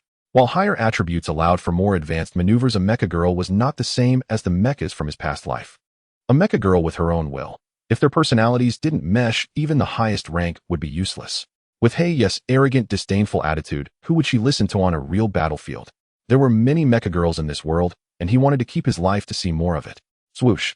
A sound that should never have been heard on the training ground suddenly rang out. Su Li instinctively pulled Lightning down as they crouched low. A long sword was embedded in the ground, not far away, blocking their path. A chill ran down Su Li's spine, drawing his sword over a few words. And from behind, he turned back in disbelief to see the girl had already completed her deployment. The black mecha, sharp and angular, exuded an oppressive aura. They were less than 5 meters apart. Su Li had to look up to see its full form. The sword thrust into the ground was a blatant warning. Take one more step and see what happens. Su Li stared coldly at the girl before him, a surge of anger beginning to churn uncontrollably in his chest. What had he done? Just because of a few words, or his ignoring her, she had driven her sword into the ground to threaten him. In his past life, Su Li had often had swords pointed at him. But those people were all dead now. How dared she? A mecha girl deploying at will, and using mecha weaponry to threaten a human. Was this the confidence Aka Industries gave her? He nearly laughed in fury. A mere so-called corporation. Was it considered a power in this world? Even powers had to maintain some semblance of reason, didn't they? Article 2 of the first edition of the Mecha Girl Code: Mecha girls shall not arbitrarily harm or intimidate humans. Perhaps laws and regulations were mere clouds to her. Su Li narrowed his eyes and walked straight up to the giant sword. Small as he wasn't even as tall as the blade. His eyes reddening, he roared at the black mecha, "Come on. Hit me. Right here. Didn't you want me to try? Well, I'm trying now." A flicker of panic flashed in the girl's eyes. She had never seen such a terrifying gaze. It was as if she wasn't facing a naive meister from the academy, but a battle-hardened slaughterer who had killed thousands. She trembled involuntarily, becoming flustered. Staring at those gradually bloodshot eyes, she felt her own legs begin to shake slightly. Those crimson eyes seemed to harbor an endless sea of blood. Did he want to kill her? Hong Ying sensed Su Li's killing intent instantly, her gaze sharpening as she flashed in front of the mecha to shield it. "What's so great about you? Dare you have a match with me?" The girl's fierce voice came from behind Hong Ying, but her bluster made her sound like a frightened chick. "Let's bet our lives. Hong Ying will be my pilot. We'll have a match. If I win, you throw away that trash and come with me. From then on, your life is mine. And what if I win?" Su Li stood up straight, calmly meeting the mecha's gaze. But his eyes grew redder still. If you win, then they'll spare that trash beside you. I won't target her anymore." Su Li let out a cold laugh of derision. That was the third time she had called Lightning trash a waste. He turned around, gently grasping Lightning's trembling arms, and said softly, "Are you still up for this?" Lightning nodded hesitantly, burying her head in her chest, as if that could block out the shrill taunts. Suli reached up and ruffled Lightning's hair, then lightly licked his lips. A taste of blood came to him. He had unknowingly bitten through his own lip. Looking at the cowering, red-haired Lightning before him, he felt a pang of inexplicable tenderness. Don't worry. Just leave it all to me in a bit. I'll teach her a lesson for you. Trust me, I've never piloted a mecha as good as you. You're not useless. With me as your Meister, you are destined to shine brilliantly before everyone. He gently stroked her cheek, wiping away her tears. Behind them, the black mecha gleamed with a bright luster, its sharp shoulder guards seeming ready to pierce the very heavens. Inside the cockpit, Suli had never been as serious as he was today. Even during his spar with Jinshi, he had merely been testing the waters more in a playful spirit. However, the provocation from Heiyu forced him to take things seriously. He had never battled in class Mecha Girl before. Gazing at the taciturn Lightning before him, he suddenly realized that the harm others' words inflicted upon her was far greater than he had imagined. He reached out and gently ruffled her hair. The crimson strands were remarkably soft. Lightning turned her gaze back, her eyes slightly reddened. Suli felt a tightness in his chest, almost daring not to meet Lightning's eyes. Fight! He fastened his helmet and activated the mecha. Lightning turned her head back, a newfound determination in her eyes. She stared fiercely at the flamboyant black mecha before her, gritted her teeth, and summoned every ounce of her focus. She had only just managed to find her hope in the depths of despair. How could she possibly surrender that hope to someone else based on a mere remark? Whether she was useless or not, Heiyu had no say in the matter. Until Suli found a truly compatible mecha. For now, he still sat within her cockpit. He was her pilot, her master. Let's go, Lightning. Let's teach this sword-loving little friend a lesson. He flicked a series of switches, his right hand gripping the control stick. Ahead, the black mecha had already drawn its longsword and was charging towards them at full speed. Its entire armor was highly streamlined, greatly aiding in breaking wind resistance. Her own raw attributes didn't quite reach the standard values, but her armor compensated for that. Speed 160 contact in 2 seconds. Facing the opponent's disregard for martial ethics, Suli felt no surprise whatsoever. He watched leisurely as the black streak of light surged forward, his gaze flickering slightly. He noticed that the opponent's approach was exactly the one he always used. He had only used this approach twice. Once at the municipal arena, and once just now. She had learned it at the municipal arena from the traces left behind on the scene.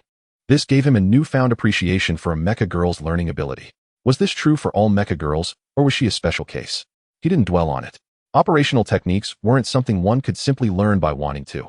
They seemed simple, but beginners often ended up altering the movements into something that only looked similar. Facing the rapidly approaching black mecha, he didn't even perform many operations. Master, she's here. Lightning couldn't help but feel anxious.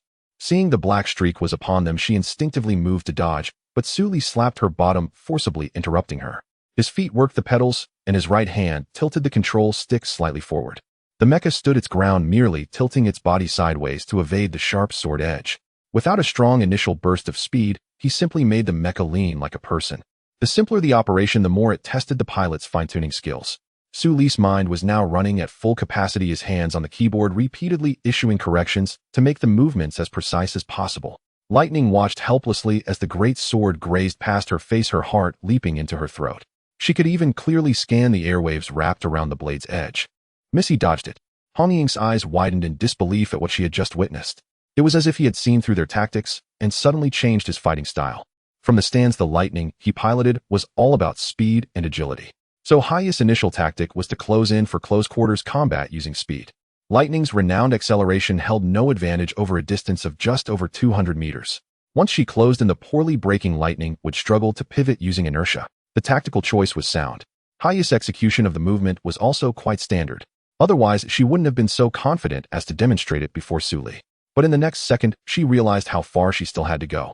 Even learning the movements wasn't the key to victory. As Heiyu forced a break and turned to swing her sword, Lightning extended her right foot, precisely blocking between Haya's legs. As her front foot braked and her back foot lifted, she tripped over Lightning's leg. The entire mecha tilted. Under the immense inertia, she was sent flying, crashing into the stands behind Lightning. A loud crash shook the ground with several tremors. Caught off guard, Hong Ying didn't even have time to warn her. Her only role in the cockpit was to release Haya's safety locks and activate the mecha. Heiyu didn't allow her to interfere with the actual piloting. Not that it would have made any difference. Inside Haya's cockpit, the coldness on Hong Ying's face melted away, a rare expression appearing. She was in complete disarray, her heart pounding so fiercely it felt like it would leap out of her throat. It was over. Knowing her mistress' temperament, well, she suddenly regretted not stopping her impulsive act. If not for that sword strike, perhaps everything could have been resolved. She instinctively felt that things had taken a serious turn. Lightning watched Heiyu charge and saw her thrust her sword and observed the mist blade whistling through the air. Yet under her master's control, she merely sidestepped and then extended her leg. Watching Heiyu fly off and crash into the stands for a moment, she realized Heiyu looked very much like her former self. At least the way she was sprawled on the platform was quite similar. Her master might be a bit mischievous. She would note down this tripping trick for later, just in case her data terminal forgot. He'll kill you. Heiyu scrambled up from the stands, brandishing her sword and delivering a downward slash at Su Li. Lightning sidestepped again, the single-edged sword scraping against the external armor and embedding itself deep into the ground. Su Li worked his hands and feet using the pedals to control the mecha's upper and lower body movements. He grabbed Haiyu's arm with one hand and executed a back throw. Dust flew across the training ground. The violent jolt sent Hongying flying out of the pilot's seat, crashing heavily into the control panel's handle. The crimson figure walked slowly to Heiyu, picked up the great sword from the ground, raised it high, and drove it straight into the earth, less than 5 centimeters from Haiyu's face, burying it to the hilt. On the training ground at that moment, only the last sliver of the sun's afterglow remained. The crimson figure silhouetted against the blazing red sky shimmered faintly with a golden light. Heiyu stared at the golden glowing mecha in the red light, gnashing her teeth almost to the point of breaking. She couldn't accept this outcome. Her defeat was even more devastating than Jianqi's. How could she and S-Class Mecha Girl lose to an A-class piece of junk? Master, thank you. Lightning had so much she wanted to say, but the words wouldn't come out. She had witnessed with her own eyes just how fast Su Li's hands moved. Despite the simple movements, she could receive up to 6 correction commands within 2 seconds. If it weren't for her decent processing power, her brain would be smoking by now. Yet even so, she still felt dazed, as if in a dream. Such operations weren't just limited to anime, they existed in reality too. Lightning instinctively took control of the body and began to simulate the movements. But the moment she took a step, her whole body tilted, as if she had lost her footing. Startled, Su Li quickly resumed control, pulling the body back upright. Easy. I've made some adjustments to your stability has improved, but correspondingly braking is worse. That's enough for today. If we're any later, the spare ribs in the cafeteria will be gone. Tomorrow we'll come to the training ground together, and you can get properly acclimated. Lightning nodded firmly. Su Li glanced at the somewhat distant training ground gate and directly manipulated Lightning into a rapid sprint. Behind him, Heiyu slowly sat upright. She stared woodenly at the figure of gold and red, then rose. The great sword was still embedded in the ground beside her, yet she felt as if it had pierced her heart. She removed the large grenade launcher from her back. A slightly manic smile curled at the corner of her mouth as she aimed the muzzle at the retreating figure and pulled the trigger. Miss No. Hongying instinctively tried to seize control, but it was too late. All she could do was watch helplessly as the grenade, trailing white smoke, carved a white path across the sky. A chilling sensation washed over him, an instinct honed on the battlefield by Su Li. The faint whistle of the grenade was instantly caught by him, and an ear-piercing lock-on alarm echoed in the cockpit. Amidst the flickering red light, the crimson mech spun on the spot, the enormous sword instantly grasped in hand. The hefty sword was released, soaring towards the grenade. Bang! A deafening sound reverberated across the training ground. The giant sword flew back, embedding itself fiercely into the ground. The hilt trembled violently, not yet fully settled when it was seized by a rushing figure. The scarlet mech broke through the smoke of the grenade, charging out while dragging the sword on the ground, sparks flying everywhere. In just 3 seconds, it completed the maneuver from the entrance to the stance. No, you can't do this. The black mech, intimidated by his aura, tumbled to the ground, the grenade launcher it had fired dropping beside it. She crawled backwards, using both hands and feet, quickly reaching the stance. Before she could adjust her position to dodge, the giant sword was already upon her. Su Li is not a good person. Never has been. No matter how many times his life is threatened, even the King of Heaven cannot change that. Locked onto by the grenade, cold sweat drenched his back. In the 20 years he had spent in this world, it was the first time he faced a life-threatening crisis. The remaining rationality allowed him to swing the giant sword, avoiding the cockpit's position. The giant sword cleaved downwards, sending the head of the black mech, adorned with dazzling lights, soaring into the air, rolling onto the ground. Su Li stepped onto the head, the sword tip pointed diagonally towards the black mech's cockpit. What is going on? Stop it. Who is using weapons of mass destruction on the training ground? At the edge of the training area, maintenance personnel who noticed the explosion rushed in, surrounding the 2 mechs. Daring to use weapons of mass destruction for mechs without prior approval in the Academy's training ground. This is no ordinary incident. To put it mildly, this is murder. To put it bluntly, this is a mech girl attempting to provoke the laws of the Federation, challenging the operational guidelines established by Mechanical Island. Openly inciting conflict between humans and mech girls, disrupting the cooperative relationship between both sides. This is heading to a military tribunal. More and more people gathered in the arena, drawn in by the sound of explosions, including not just the instructors, but also many students. Normally, this training ground would be empty at this time, but now more and more people were arriving. When many stepped into the training ground, their first sight made them instinctively gasp in shock. They did not see the craters left by the explosion of large-scale weapons, but they did see the head beneath the red mech's feet. The black mech collapsed at the edge of the stands, bore a golden logo swirling elegantly on its chest. Many recognized that emblem. The arena instantly erupted into chaos. What kind of grudge had led to such an act of severing a head? Although such damage is not fatal for mech girls, being struck like this would undoubtedly cast a deep psychological shadow. Moreover, the sensory perception of the mech is closely tied to its humanoid state. The external mech has been decapitated, and the one inside is likely not in a much better state. Stop. Quickly. Who is your instructor? Contact them to handle this. Otherwise, we will call the joint inspection team. Suli paid no heed to the pleas from those in the arena. At such a moment, they still think of soothing things over. Calling for a teacher. Using weapons of mass destruction without permission is something a teacher can resolve. Isn't it just because they saw the logo on the opposing mech and rushed over here to try and ingratiate themselves? What? Are you still hoping for Aka Industries to give you a discount? He manipulated the red lightning, lowering his stance, stating word by word. Once it was a giant sword, once it was a mech-specific grenade launcher. I don't have such a good temper. For this matter, Aka Industries owes me an explanation. If you have the ability, then completely blacklist me. If you can't blacklist me, on the arena, no mech from Aka Industries will leave with their heads intact. He straightened up, pointing his sword at the surveillance equipment around. I reserve the right to appeal. I believe both the Human Council and Mechanical Island will be very curious about how a worthless rank mech girl bypassed the operational procedures and had direct permission to use weapons to attack humans. Aka Industries. I know who to provide the relevant materials to. He coldly stepped forward, stomping heavily on the cockpit of the black mech. So, Black Feather, what do you think of your old rival Sancheng Heavy Industries? Inside the cockpit of Black Feather, the black-haired girl curled herself up. She trembled all over from fear. She did not answer Su Li's question, at that moment, she couldn't even open her mouth. For a fleeting moment, she clearly felt that the sword was aimed directly at the cockpit. The intense pain in her neck was still bearable, but if she closed her eyes, she could see that straight sword coming at her. It felt as though the sword had already pierced her. Hong Ying struggled up from the side, crawling to Black Feather's side.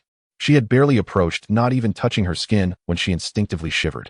Looking down, she saw a pool of light green liquid slowly flowing out from under Black Feather. She was so scared that she leaked fluid.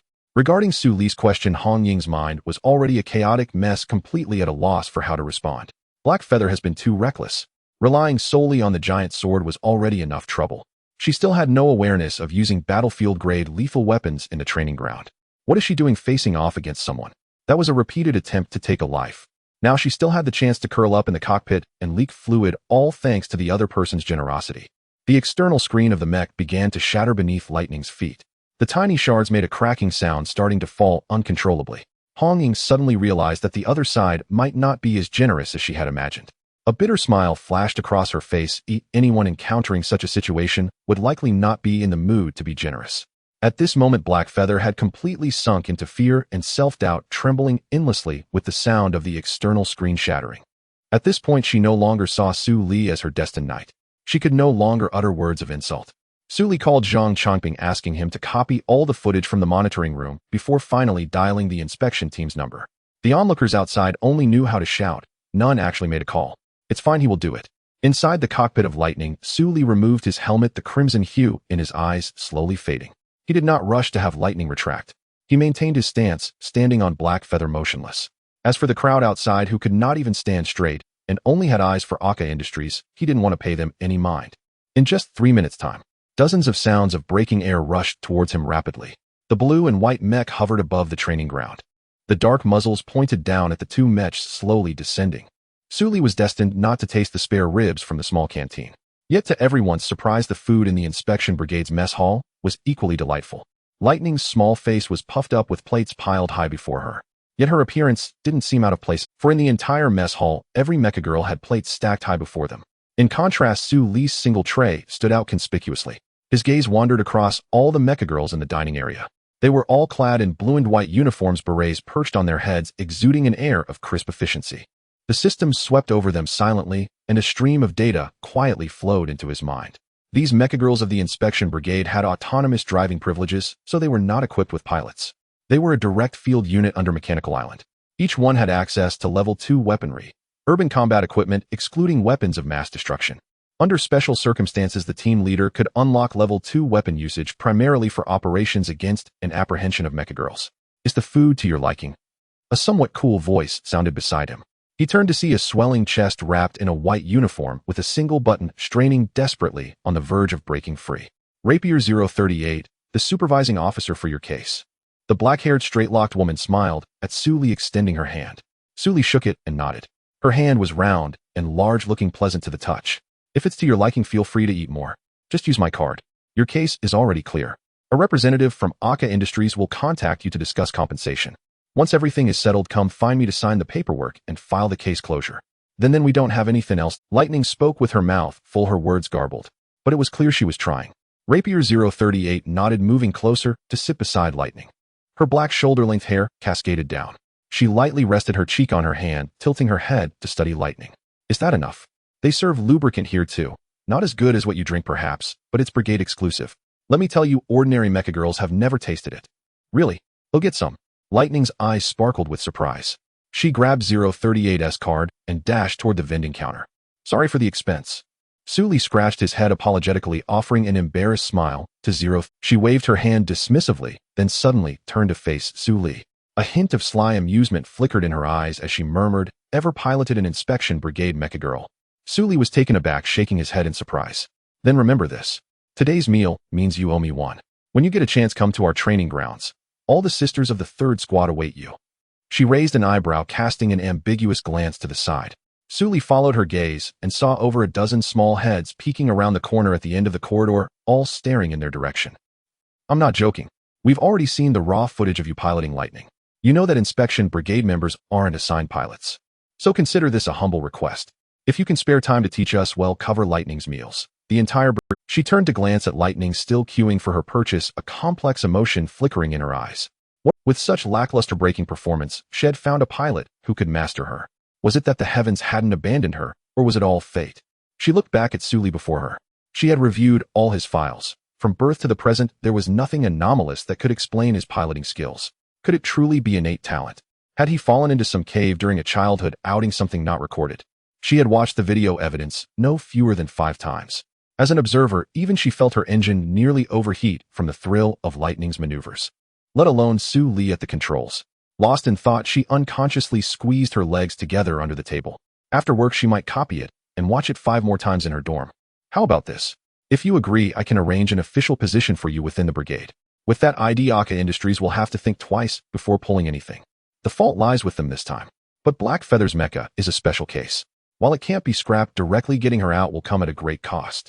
038 winked at Suli. Don't settle too easily on your end. Suli nodded knowingly. All right, your proposal works. They'll come once a week for an afternoon each time. Does that work? 038 nearly jumped for joy. She uncrossed her legs, leaned over the table, and drew close to Suli. Could you manage twice a week? You know mecha girls have big appetites.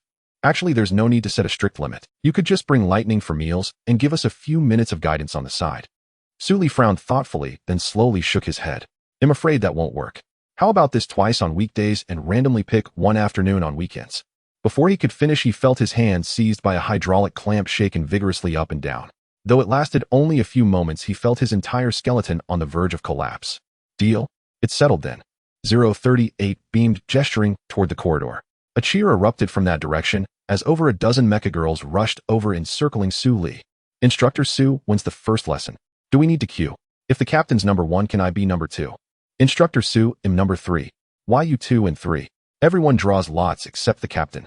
Suli found himself surrounded by a cacophony of chirping voices, barely catching what they said. The only thing he felt was the buttons on their chests. Round as they looked, why did they dig into his face? What you doing? What you doing? Let me through. Outside the crowd, Lightning hopped about with her lubricant unable to. Her small face puffed up, and she felt something slipping away, leaving a hollow ache in her heart. That's you. What you doing? Emerging from the supervisory team's office building, Suli was utterly dazed. Lightning tugged at his arm with a hint of jealousy, her cheeks slightly puffed as she stomped forward in a huff. In just a few short days together, she had shed her initial aloofness, often acting like a little girl before Suli. It clashed somewhat with her naturally cold and elegant demeanor. Suli let Lightning pull him along, feeling nothing but utter humiliation. An ace pilot immune to mecha sickness, yet fainting from milk. If word got out, wouldn't it be a laughingstock? Lightning, thank you. He thanked her sincerely. If she hadn't desperately pulled him out, he would have passed out from suffocation. Lightning. Nothing. Thank you for trusting me on the training ground today. It was the master's skill, though I barely helped at all. Lightning shook her crimson head, and the initial resentment dissipated like smoke. Thinking back to the training ground where she had relentlessly beaten and sclassed Mecha Girl, and even sliced off her head with a single sword stroke, she felt as if she were dreaming. In just a few days with Su Li, she had experienced too many dreams. She truly feared waking up suddenly to find it all an illusion. Master, were those maneuvers today truly something I could accomplish? She turned, standing at the street corner, gazing at Su Li with a hint of bewilderment. A gentle breeze swept by, lifting strands of hair. Sensing her unease, Su Li rubbed her head firmly and said seriously, "Don't worry. As long as you review it a few more times, you'll find you can do even better." Lightning nodded at this, grabbing his mischievous hand and for the first time pulling it into her embrace. His hand was warm, calming her heart. Master, will Aka Industries really let this go?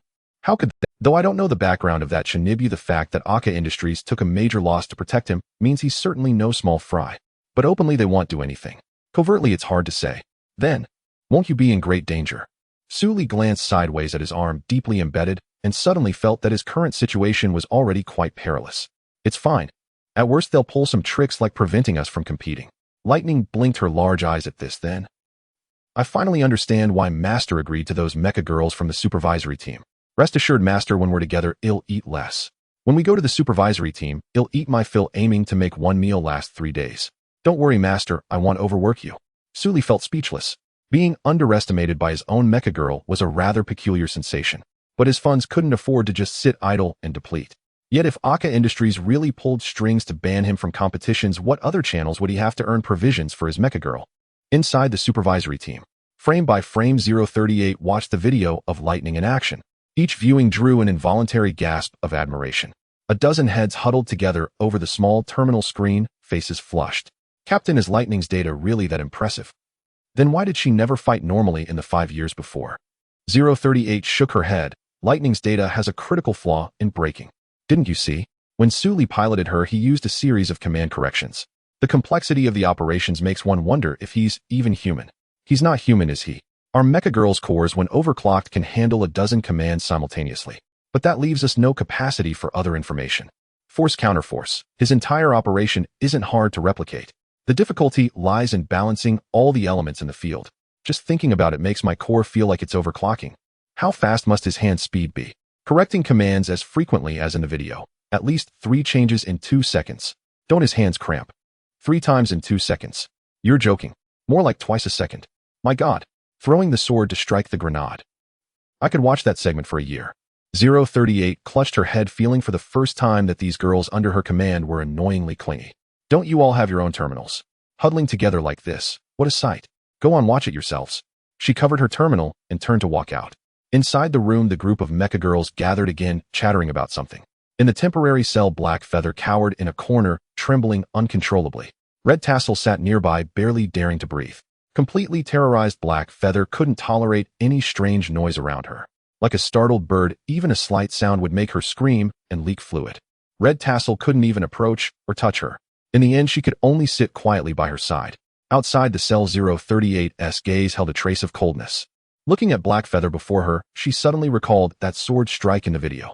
Perhaps she should report this. With Su Li's skill, she could have the higher-ups step in to protect him. But then the sisters of their third squad would have to compete with the entire bureau. At this thought, she felt a pang of guilt. Forget it. Suppress it.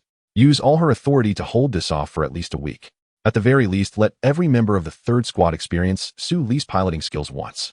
Having made up her mind, 038 cast one last glance at the terrified Black Feather. As she left, she deliberately struck the bars with the baton at her waist. Clang. Inside the cell, Black Feather shuddered again and screamed. Red Tassel instinctively tried to pull her into an embrace, but before her hand could reach, Black Feather kicked and shoved her away. Now disheveled, her body soaked in antifreeze, in many places hair a mess and delicate makeup ruined. She bore no trace of her usual ladylike demeanor, even worse than a beggar on the street. Red Tassel had no choice but to curl up in another corner of the cell, watching Black Feather's frenzy. Sigh. Some people just can't see reason. Think money can buy anything. Really believe any riffraff can become a Mecha Girl. Exactly. Losing her mind over a beheading. With such mental fortitude, she might as well be scrapped and recycled. Don't say that. You're different from her. You can be recycled, but she can't. Someone paid a hefty price and can't bear to part with her. If I were like that, I would self-destruct my core. Neither human nor mecha girl. What a disgrace. If there were more of her kind, would do nothing else all day but handle such disputes. Two mecha girls passed by the cell door, casting contemptuous glances at them. Red Tassel could no longer hold back. She lunged at the cell door, gripping the bars tightly, fury on her face. What do you know? What do you understand? She is human. She is my young lady. She is not a mecha girl. You know nothing, understand nothing, so how dare you speak so glibly? The patrolling officer stopped, turned back to look at the hysterical Red Tassel, and said flatly, how dare we? Because mecha girls and humans are an inseparable alliance. Any attempt to divide the two will not be tolerated. Have the principles in your brain been fed to the dogs? Red Tassel faltered and slowly sank to the ground. But Black Feather, she was truly just a human. In the hangar, Sully was drenched in sweat. Before him lay 2 shoeboxes, each containing 16 steel balls, maneuvering rapidly inside. His 10 fingers deftly flicked the steel balls, preventing them from touching the bottom of the boxes. The swiftly moving balls rebounded within the boxes. Yet each time they fell, a finger would skillfully intercept them and send them bouncing back. His arms were flushed red, glowing like hot iron. Veins bulged prominently on both of his hands. Lightning stood silently by his side, her gaze fixed on the steel balls darting back and forth in the boxes. Their speed did not increase endlessly, for Sully constantly adjusted their velocity and angle with deliberate intent. Even so, the 32 steel balls had become invisible to the naked eye. Only the sound of the balls striking the tops of the shoeboxes could be heard, a rhythmic da-da-da. She finally understood how Sully had developed his hand speed. Without using core computation, she could only control 3 or 4 such balls at once. But Sully managed 16 with each hand. Lightning nervously glanced at the shoeboxes, then back at Sully, afraid his eyes might suddenly diverge. How on earth did he do it? Did each hemisphere of his brain control one hand? Lightning furrowed her brow, simulating in her mind, but soon she crashed, a wisp of smoke rising from her head. Sully persisted in this practice every day, not to break new ground, but merely to maintain his peak status as an ace pilot without decline. Warm water. Lightning snapped back to reality and quickly moved a bucket of water over. Sully stood up, immersing his arms in the bucket amid the continuous da-da-da of the steel balls. He let out a long sigh of relief. Master, you are truly incredible. Likewise, you are amazing too. In less than 2 days, you have already mastered low-speed spins on your own. How do you feel? Any insights? Lightning tilted her head, happily accepting Sully's praise. Master, during practice, I feel my braking ability has worsened. I wonder if it's just my imagination. I feel my stability has greatly improved, which allows me to adapt to such speed. It's not your imagination. I deliberately altered your attributes during calibration. Sully withdrew his arms from the bucket and began to stretch and relax them. Intense training without timely relaxation would cause muscle stiffness. A moment of slackness could lead to uncontrollable disaster on the battlefield. Master, do you mean you can adjust the inherent attributes of a mecha girl? Lightning's eyes widened, and realizing what she had said, she instinctively covered her mouth. After a moment, she lowered her voice and whispered this. Is this the legendary innate skill of an Splus class pilot? Splus? Sully raised an eyebrow. It was the first time he had heard of a rank above class. Aren't you? I've heard from other mecha girls that Splus pilots all have special skills. But since they're their trump cards, no one usually knows what they are. Master, tell me secretly, are you Splus? Splus. I'm sadistic. He rolled his eyes and pulled his crumpled pilot license from the crevice of the sofa. Lightning quickly took it with both hands, reverently bowed, and then slowly opened it. A massive C nearly. Master, this is a scandal. You a distinguished Splus pilot, and they only gave you a class license. Sully gestured for her to be quiet, then lowered his voice. Is it possible that all newly issued pilot licenses start at C? Lightning blinked, a look of sudden realization dawning on her face. Oh right. Then master, you should upgrade quickly. No rush. Stay low-key. Lightning slapped Sully's thigh with such force that he curled up like a shrimp. I know. Master, is this the legendary playing the fool to catch the tiger? I've read about it in books. You might as well slap me to death and eat me. He frantically rubbed his thigh. Oh, with that single slap his leg went numb. At least physically he could no longer feel its existence. Read fewer of those frivolous books. Sorry master, I didn't mean to. Realizing her mistake, Lightning instinctively reached out to rub it, but Sully quickly jumped away, clutching his leg. It was already numb. If she rubbed off another layer of skin, he'd end up in the hospital. Then he wouldn't be piloting a mecha girl, the mecha girl would be piloting him. Go squeeze eggs. Don't come near me until you can run 5 kilometers with an egg in each hand. Lightning pouted sullenly, took 2 eggs from the mini fridge, held them in her hands, and obediently began running laps around the hangar. Old Sue, are you in? I'm coming in whether you are or not. Zhang Champing's voice came from outside, and within 2 seconds he pushed the door open himself. So what was the point of asking if you were just going to come in anyway? Sully snapped, annoyed by Zhang Champing's self. Living in the hangar was free, but it had its drawbacks. Anyone could come and go, and there was hardly any privacy most of the day. Trouble is looming, and you're worried about details like this. I heard today that the academy is planning to deal with you. The dean of students and the training ground staff are in cahoots aiming to expel you. Sully, indifferent, continued, rubbing his thigh. Are you listening? This is serious. If they expel you over this, those bastards have truly lost all scruples. I haven't heard of Aka Industries pressuring the academy. It's more like a bunch of people eagerly sucking up to them. So what if I get expelled? What else can this broken school teach me? If it weren't for this hangar letting me earn some money, who would want to stay here? You're so tough, so high and mighty. Your dad will beat you until you can't stand straight. Am I just wasting my time worrying? The maintenance professor and the mecha professor are butting heads with the dean to protect you. I don't know the outcome yet, but no matter what, in my eyes, you're the best. He gave Sully a thumbs up, then fumbled in his pocket and pulled out an invitation. Here, the professor asked me to give this to you. There's a city-level competition at the municipal arena this weekend. He said he personally intercepted this invitation from the senior students. Take it and make a name for yourself at the competition. Sully took the invitation, the wrinkled face of Professor Zhang surfacing in his mind. Knowing full well that Sully would eventually switch to mecha piloting, the professor still reserved this resource for him at the critical moment. He looked around the hangar cluttered with materials. Everything here was procured for him by old Zhang's authorization. Even the information about lightning had come from him. Sully fell silent, staring at the invitation, his grip tightening. All right, tell old Zhang he'll be at the competition this weekend. Don't worry, I won't let him down. Zhang Chongping draped his arm over Sully's shoulder, raising an eyebrow. So what about your situation? It's been over a day. Has anyone from AKA shown up? Sully shook his head. No, that can't be right. A big company like that, so inefficient. By the way, let me tell you a little rumor. Man, I didn't know until I dug into it, but it's shocking. What is it? You're being so mysterious. Zhang Chongping poked his head out to check the hangar, then lowered his voice. Do you know who that mecha girl you messed with is? She's the biological daughter of the Aka Industries boss. Sully looked at Zhang Chongping as if he were an idiot. Are you done with your nonsense? Tisk, why don't you believe me? I didn't at first either. A human and a mecha girl. They're two different things. But then I heard some rumors. The more I think about it, the more it makes sense. They say that one named Black Feather was implanted with the memories of a dead person. I don't know if it's reliable, but if you think about it, mecha girls already have self-awareness. So swapping consciousness might not be impossible. Sully glanced at Zhang Chongping. This news was truly startling. Then is she a human or a mecha girl? Could it really be possible? Could human consciousness truly be transplanted into a mechanized girl? He glanced at lightning still circling the hangar and began to ponder the possibility.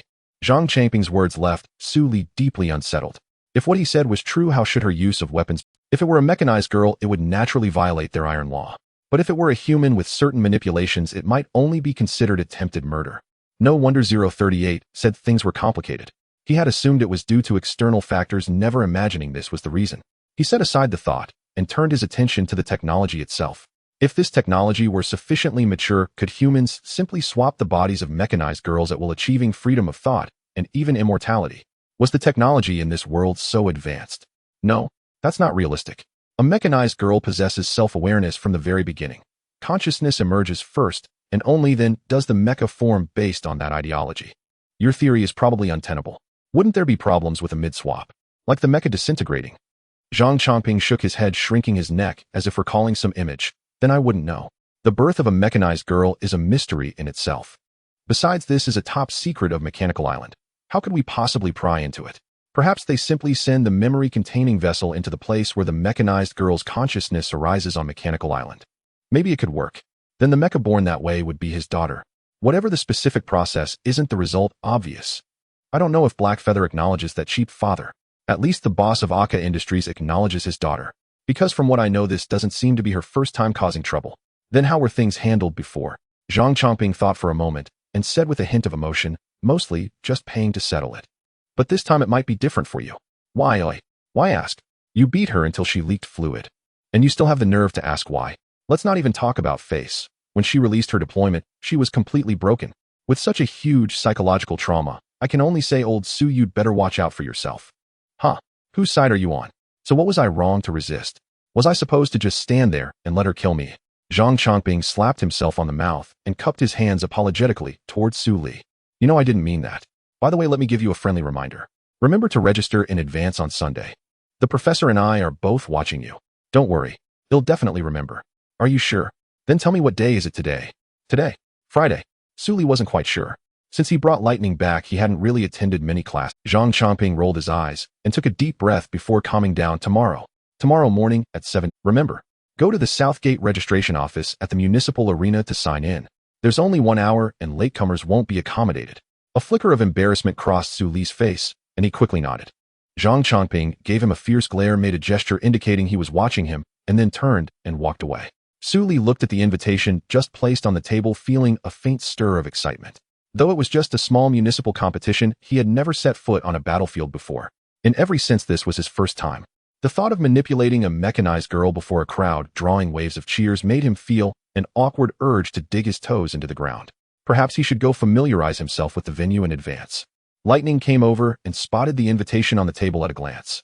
In her excitement, the 2 eggs in her hands shattered instantly. Su Li, quick as a flash, kicked an empty bowl over, catching the dripping egg liquid perfectly. Master, are we going to compete? Su Li looked at Lightning, whose spirits were high, and nodded. When is the competition? Is it soon? Then can I skip this current training and go out to refine my moves? Fine, go ahead and come back quickly. The competition is tomorrow, so try not to be too late. Tomorrow. Her voice suddenly pitched high. If it was tomorrow, what was the point of refining anything? If she trained too hard, she might not even have time to change the brake pads. What sensible person doesn't start preparing a whole week before a competition? Why was it that with her master the competition was tomorrow and he was still lounging on the sofa? Didn't he want to win? Then why aren't you getting up to tune my mecha? Tune what? Didn't I just tune it? Then, at least do some basic maintenance. Alright, I'll wax your external armor later. I guarantee you'll be dazzling when we step onto the field. The ambiguous look in Lightning's eyes gave Su Li goosebumps. Don't worry. You're an excellent— Who am I? Your master. With just one glance I know there's nothing wrong with you.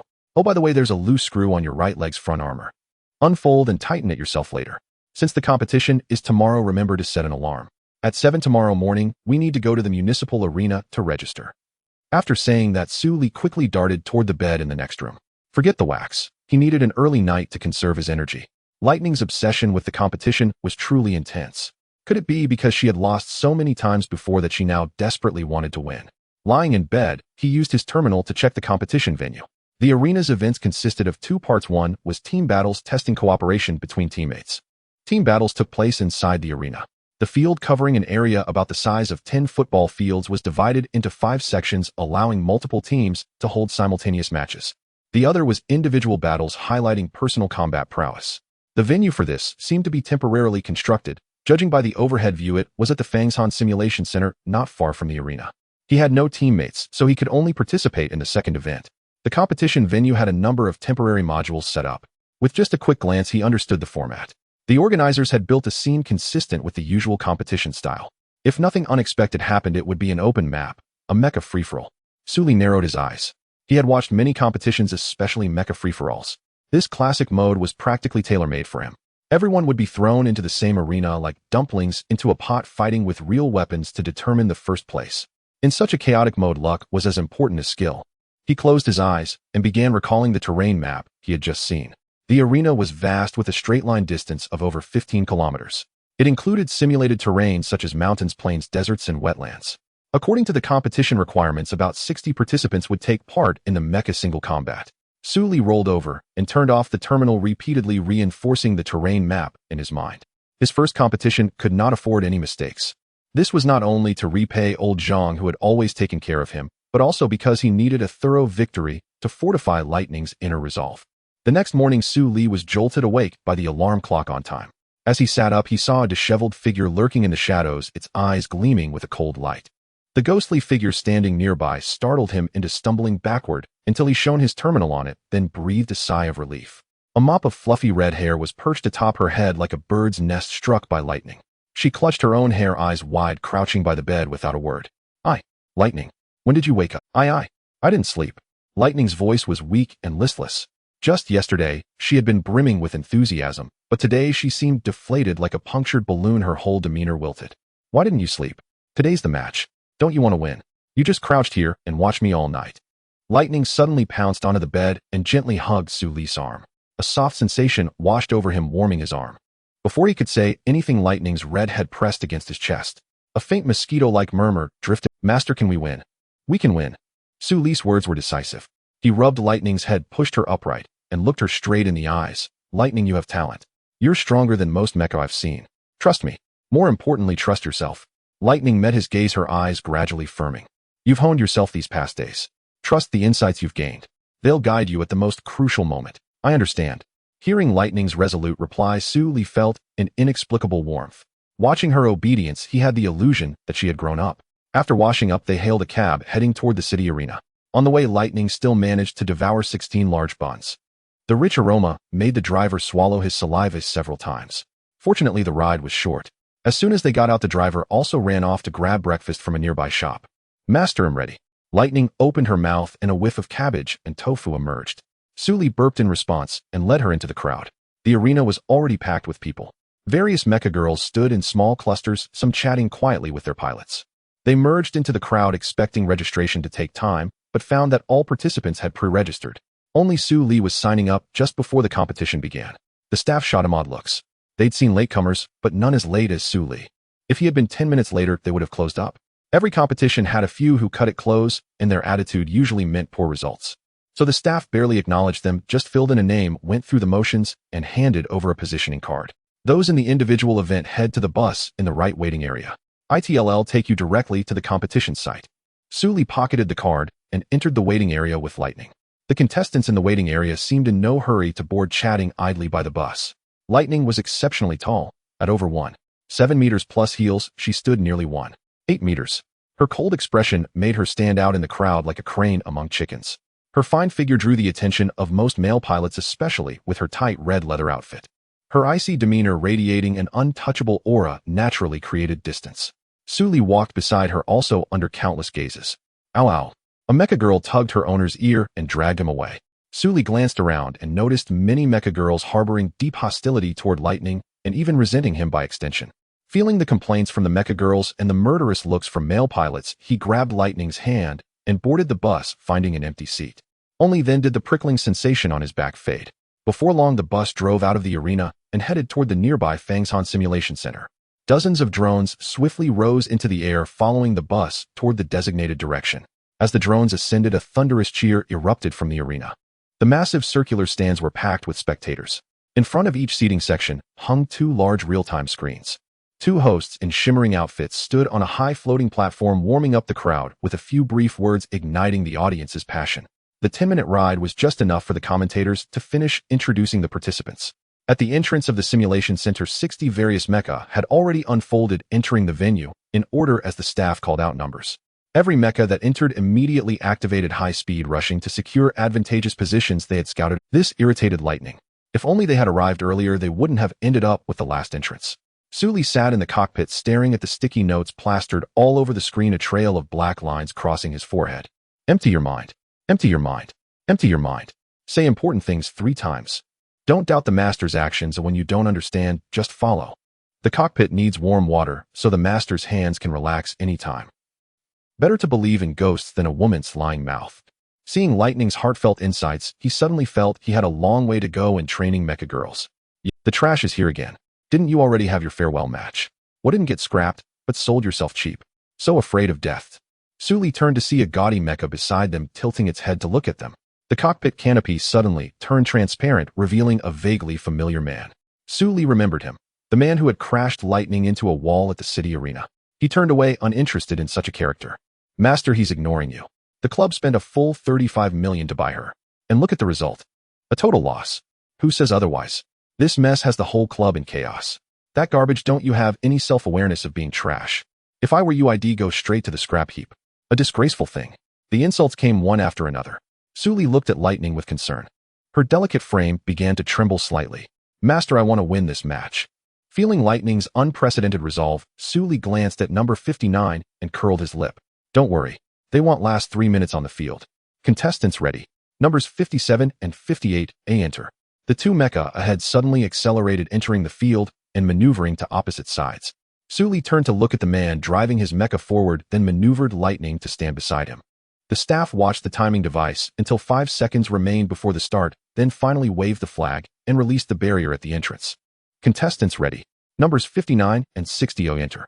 The garish mecha beside them shot out first, leaving a trail of yellow dust at the entrance. Su Li watched its retreating figure silently, driving Lightning to pursue in the same direction. Lightning's acceleration was a staggering 101. Trying to escape from her was nothing short of a fool's dream. Master, the feeling of such a vast arena is absolutely incredible. This is my first time participating in an individual match. The lightning beneath him let out a jubilant cheer, as if she had never realized that, strictly speaking, she had never truly taken part in a team competition. Two drones hovered above their heads, emitting a low hum as they followed the pair racing forward. Master Lightning is catching up. Wang Wei scoffed disdainfully. Humph. She's only good for running on open ground. Ignore her, she'll crash on her own soon enough. The mecha beneath him let out a delicate chuckle, gradually accelerating toward the advantageous battlefield she had chosen. It seems the competitors in this match are quite riled up. Good heavens! What are we seeing? Is that a streak of red light? This mecha possesses such terrifying. She's an old acquaintance of ours, but is it wise for her to be so aggressive on her first foray into the battle royale? With that enigmatic acceleration, perhaps this vast arena is the true home for a speed-type mecha like her. The commentator Tao Tao flipped through the materials in his hands, his mouth never ceasing. As the match's announcer, he was no stranger to the mecha known as Lightning. Yet in his career, his commentary on Lightning had always been limited to a few brief words. That contestant crashed into the stands and was disqualified. But this time, everything seemed different. He had never imagined that Lightning racing across an open field could be so mesmerizing. On the documents in his hands, Su Li's name was scrawled in bold strokes. After searching for a while, he discovered that he was a newcomer from a Mecha academy. Frowning thoughtfully, Tao Tao decided against introducing him. For now, the contestant's appeal paled in comparison to the Mecha itself. Our contestant number 60 is charging ahead, racing toward number 59. She shows no intention of securing advantageous terrain. What exactly is she planning? Could it be that she intends to claim the first kill right at the start? Tao Tao guided his platform to hover in the center of the arena, involuntarily steering it closer to Lightning. The match had just begun with no collisions between mechas yet. As a host and commentator skilled in seizing pivotal moments, he immediately directed more camera time to Lightning as she streaked across the field. The streamlined mecha gleamed with golden light under the sun. With a burst of speed, she caught up to the gaudy mecha ahead in just over 10 seconds, erasing the distance advantage from his earlier start. The Jito X-36 was a common combat-type mecha with balanced stats. A massive iron ball hung from a chain behind it, its dark, heavy sheen sending chills down one's spine. A single blow from such a meteor hammer could deform a mecha's external armor. Master, be careful. Meteor hammer attack range, 5 meters. Current distance, 15. The X-36 turned back again, only to find that Lightning, once far away, was now mere inches away. Master, they're closing in. She instinctively reached for the hammer's handle. Wang Wei, seated in the cockpit, cursed as he stomped on the brake. Don't panic. Her braking is terrible. Just scare her with the weapon and she'll crash on her own. The X-36 let out a disdainful chuckle. She drew the meteor hammer from her back, slammed on the brakes mid-sprint, and spun the hammer twice in a pivot, sweeping it backward. Wang Wei's calculations were flawless. Given Lightning's speed, his strike should have landed directly on her if nothing unexpected happened. A single hit would have disqualified Lightning. In his eyes, a mecha like hers deserved to be eliminated first. A mecha that couldn't even brake had the audacity to enter a battle royale. He wouldn't pass up such an easy victory. But as the X-36 completed its turn, he found no trace of Lightning in his line of sight. The moment the X-36 braked, Su Li sharply maneuvered Lightning into a sideways tilt, lowering her center of gravity. Leveraging the mecha's momentum, he executed a sliding tackle that dodged the sweeping meteor hammer. One leg slammed heavily into the X-36's rear thrusters. A cascade of sparks erupted as the rear armor instantly deformed and half of the thruster sputtered out. The immense force sent the X-36 careening off balance, and both mecha and pilot let out a scream as it crashed heavily to the ground, sliding over 10 meters. The sheer weight gouged a trench into the earth. What are we seeing? A sliding tackle. That's an old blocking technique from early human football, and this is unbelievable. Contestant Su has actually executed a sliding tackle with Lightning. What kind of maneuver is this? Tao Tao was struck speechless. The usually fast-talking commentator, without a moment's thought, grabbed his microphone and roared. Is such a maneuver even possible in reality? I can hardly believe my eyes. A human might pull it off. But for a mecha to do this, my God, I can't imagine how fast contestant Su's hand speed. His mind was consumed by one thought: this is the turning point. This unknown pilot would be the biggest highlight of the match. On the big screen, the crimson mecha slid and floored the X-36. Without fully rising, she rolled over and mounted it, gripping the meteor hammer with both hands and slamming it down onto the cockpit. Bang! The deafening sound echoed in everyone's ears, the hammer's strike feeling like a blow to their chests. The arena erupted in explosive excitement. So fast. The first blood of the battle royale. So fast. Yeah, in regular matches, don't all contestants secure advantageous terrain before fighting? Usually no combat happens for at least 10 minutes. What's different this year? What happened? What happened? I went to watch the team match opening. What's up with the individual match? What a shame. Let me tell you that pilot just executed a sliding tackle and took out a mecha, eliminating a sliding tackle. You're joking. Don't believe me. Look at the big screen. On the screen, the Crimson Mecha's first kill was playing on a loop. Countless spectators who had gone to watch the team match opening lamented and cursed for missing the thrilling kill.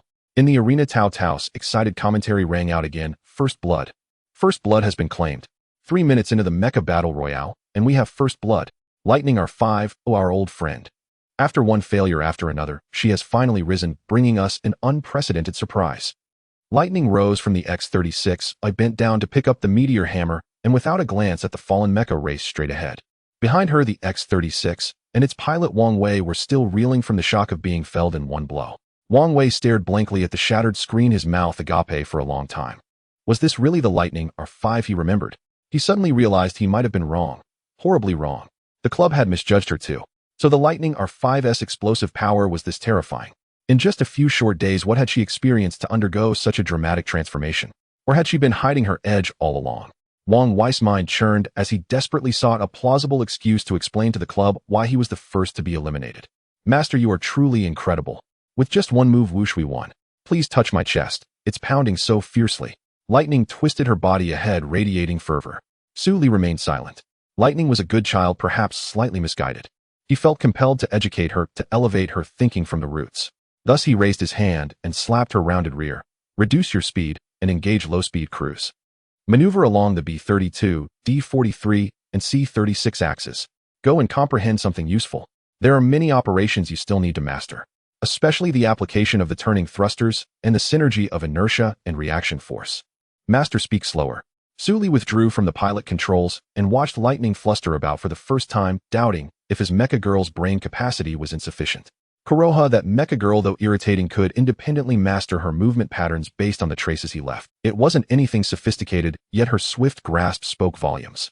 Perhaps it was related to her form. Recalling Zhang Changping's gossip, he raised an eyebrow. Lightning began to decelerate, maintaining a steady speed as she advanced.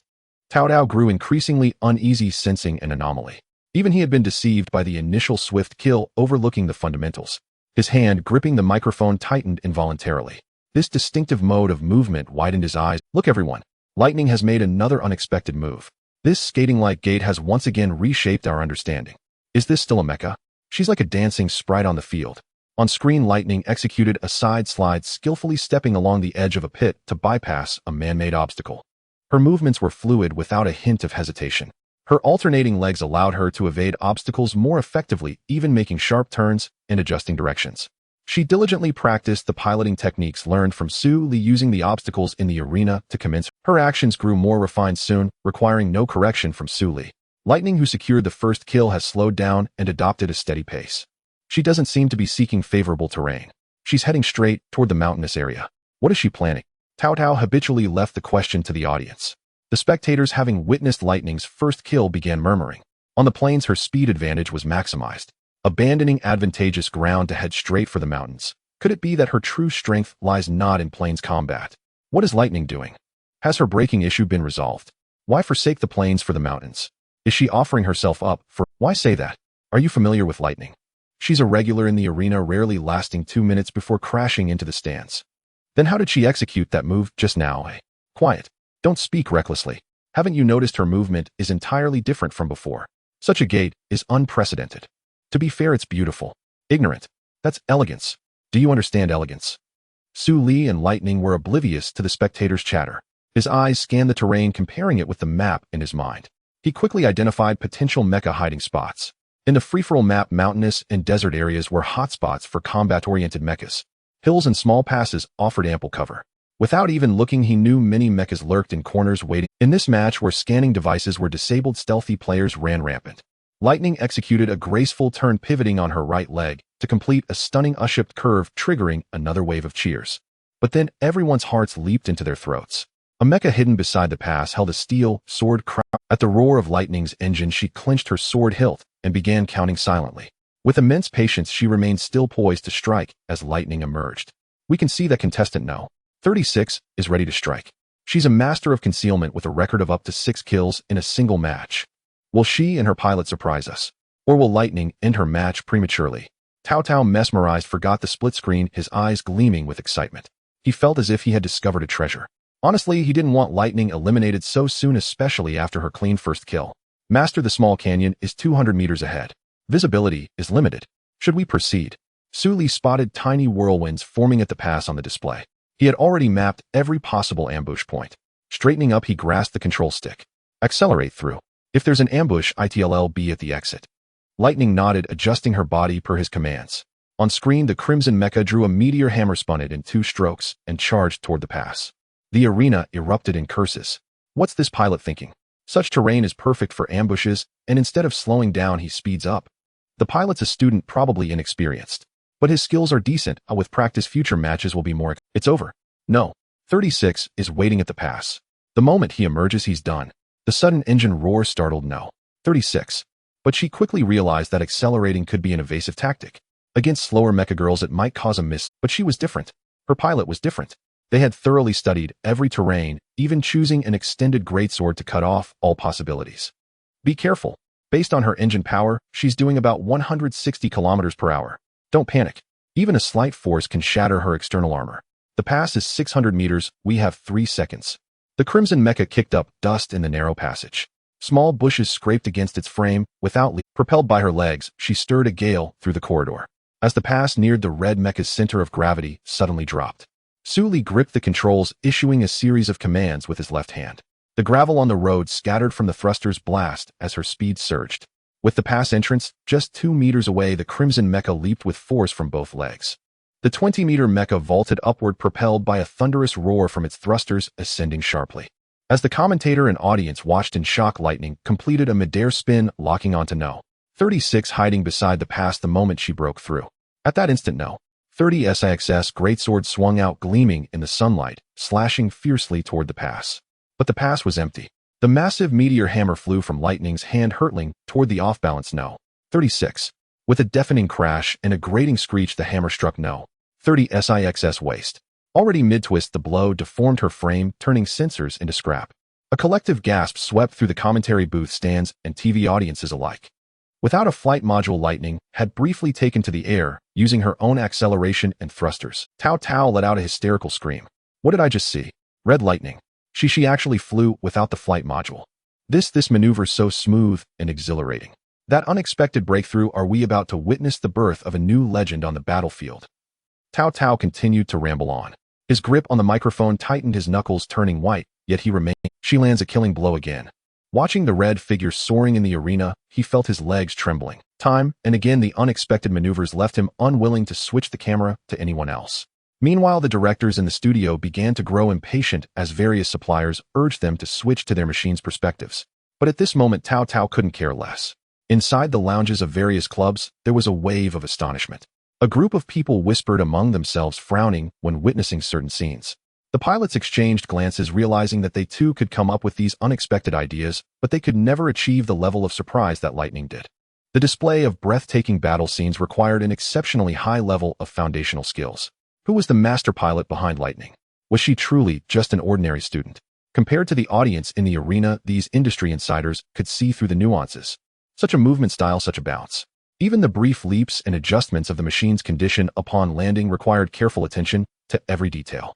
Every thrust of the thrusters, the assistance of acceleration, the slight variances during aerial spins, and the reactive force when the meteor hammer was swung.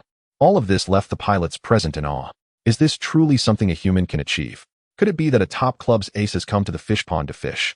Many astute individuals had already begun recording, eager to study and learn once they returned, especially her movement patterns, which were not merely flashy, but deeply technical. Those with keen eyes immediately recognized the advantages of such movements. How laughable, such a precious mech just handed over by the East City Club. To be honest, I really want to see the expressions on those faces in their lounge right now. I remember Lightning's deal price was over 30 million, right? Let's go. I want to see too. A group of people was gleefully relishing the moment, with many pressing against the windows to catch a glimpse. Inside the East City Club lounge, the manager's face was a deep shade of anger. It was bad enough that their mech was the first to be eliminated, but he never anticipated it could get worse. The mech they had eliminated just days ago was being wielded masterfully by someone else, not only stabbing their old boss in the back, but also taking down 2 enemies with ease. This left him utterly humiliated. After this match, the East City Club's reputation was bound to be shattered. A bunch of useless fools. A mech with such excellent performance was turned into garbage by you all. He completely forgot that he was the first test pilot for Lightning. 3 to 5 substitute pilots also looked pale, huddled in the corner, afraid to provoke their manager's ire. They could only steal glances at Lightning's figure on the player in the lounge. At the moment the red mech landed, its legs bent slightly, and it spun twice to dissipate the impact before slowly moving towards the narrow passage marked 36. In the shocked gaze of 36, she picked up the meteor hammer again, also taking the giant sword from 36.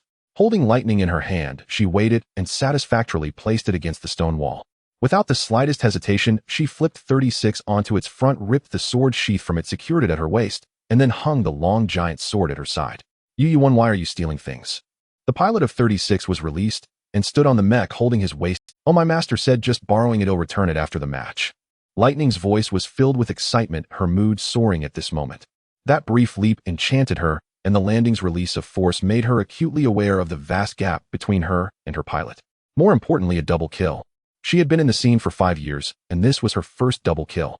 Such a clean and efficient takedown left her in a state of immense excitement. That thrill just kept building.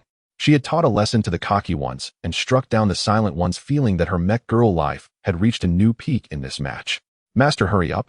Quickly grab my neck. I feel like my heart is about to jump out." Su pulled the joystick, making an apologetic gesture to the pilot outside. "Sorry, buddy, but the weapon feels great just borrowing it." She left in a trail of smoke, leaving behind the groaning 36 and its cursing pilot. "Stop cursing, master, they've gone far. Hurry, call for help. My back is broken." The pilot of 36 touched his old waist and jumped down from the mech. The moment his legs touched the ground, there was a loud crack from his waist. "Don't expect anything from me, I don't have a waist anymore." The audience in the arena erupted in excitement. In less than 10 minutes since the start of the individual competition, Lightning had already delivered 2 stunning kills. Her decisive actions not only thrilled the crowd, but also sparked curiosity about whether anyone could stand against her. What a thrill! Just for these 2 kills, the 200 ticket price is truly worth it. From the big screen, it looks so impressive. I really want to see it live at the arena. That would definitely be even more thrilling. Unable to withstand the pressure, Tao finally switched the scene to another match and began commentating. However, this action instantly enraged the audience present. They shouted loudly, and many even threw away their bottles to vent their frustration. The studio was left dumbfounded by the agitated crowd. On one side were the red-faced sponsors, and on the other the protesting crowd. The phones in the studio were almost overwhelmed with calls.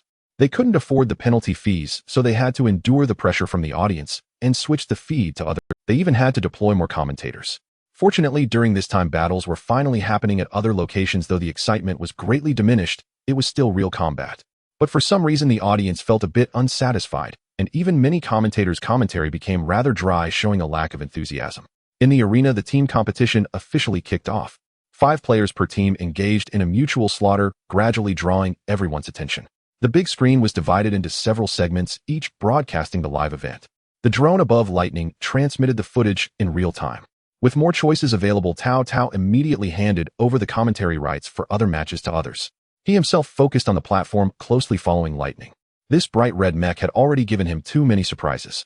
He even had a feeling that if he commentated well on Lightning's match, he could soar in his career. Within 3 kilometers of Lightning, 3 mechs were engaged in a fierce battle, making it hard to separate. Although the distance was not far due to the terrain, Lightning did not have the corresponding visibility. Tao watched Lightning intently, and for some reason, he hoped she would maintain her current path. As both sides drew closer, watching Lightning artfully maneuvering around obstacles, he raised the microphone. "Dear viewers, will our Lightning discover the enemies less than 3 kilometers away? No. Perhaps she has already noticed." Suddenly, Lightning on the screen began to accelerate, vaulting over the steep slope in front, and the battlefield 2 kilometers away instantly came into view. Sully narrowed his eyes at once, starting to assess the enemy situation. But before he could reach a decision, Lightning had already charged down with the mech. She let out an excited roar sounding like a primitive human in a documentary, making loo sounds, almost mimicking a gorilla's calls. "Master, let's go get them." Sully, his concentration shattered by Lightning's words, froze for a full 2 seconds before snapping back to this girl. Had she gone mad with bloodlust? 2 kills, and she was already this cocky, casually spouting, "Let's take them all on." Not even in both his lifetimes combined had he been this arrogant. Did she even look at the situation before opening her mouth? Those were 3 combat-type mechas, not 3 toys. He looked down at Lightning, whose face was flushed with excitement. She tilted her head as she drove, staring back at him with glistening eyes full of anticipation and questioning. No man could refuse such a look. Let's do it. Sully stomped on the accelerator as if trying to push it through the engine, and Lightning's speed surged once more. 170, 180, 201. Lightning realized with alarm that her words had triggered something. Sully, usually so composed, was now spiraling out of control too. Low trees whizzed past. The uneven ground was barely touched before they were gone. She couldn't even make out the road conditions before they flashed by. Compared to that brief moment of hovering earlier, now she truly felt as if she were flying. Her feet had barely touched the ground. The thrusters fired continuously, her speed climbing. Commands came one after another, and she could only rely on instinct to barely keep up with the adjustments. No faster. Any faster, and she'd lose her mind. In the cockpit, a visible puff of white smoke rose from Lightning's red hair. Her body trembled eerily, whether from fear or sheer excitement, it was unclear. Mamister slowed down. Sully's left hand flew across the keyboard, typing commands while his right hand gripped the control stick tightly, making constant micro-adjustments. His eyes blazed as he stared at the three mechas ahead, a faint smirk curling at his lips. Lightning, has Aka Industries sent anyone to apologize yet? Dazed Lightning shook her head. Sully let out a cold laugh, then accelerated again, gazing at the mechas below the slope. On the right chest of one mecha wielding a giant axe, Aka Industries logo gleamed brightly. The roar of the engines also caught the attention of the three mechas. They turned to see a streak of red racing down the hillside. Too fast.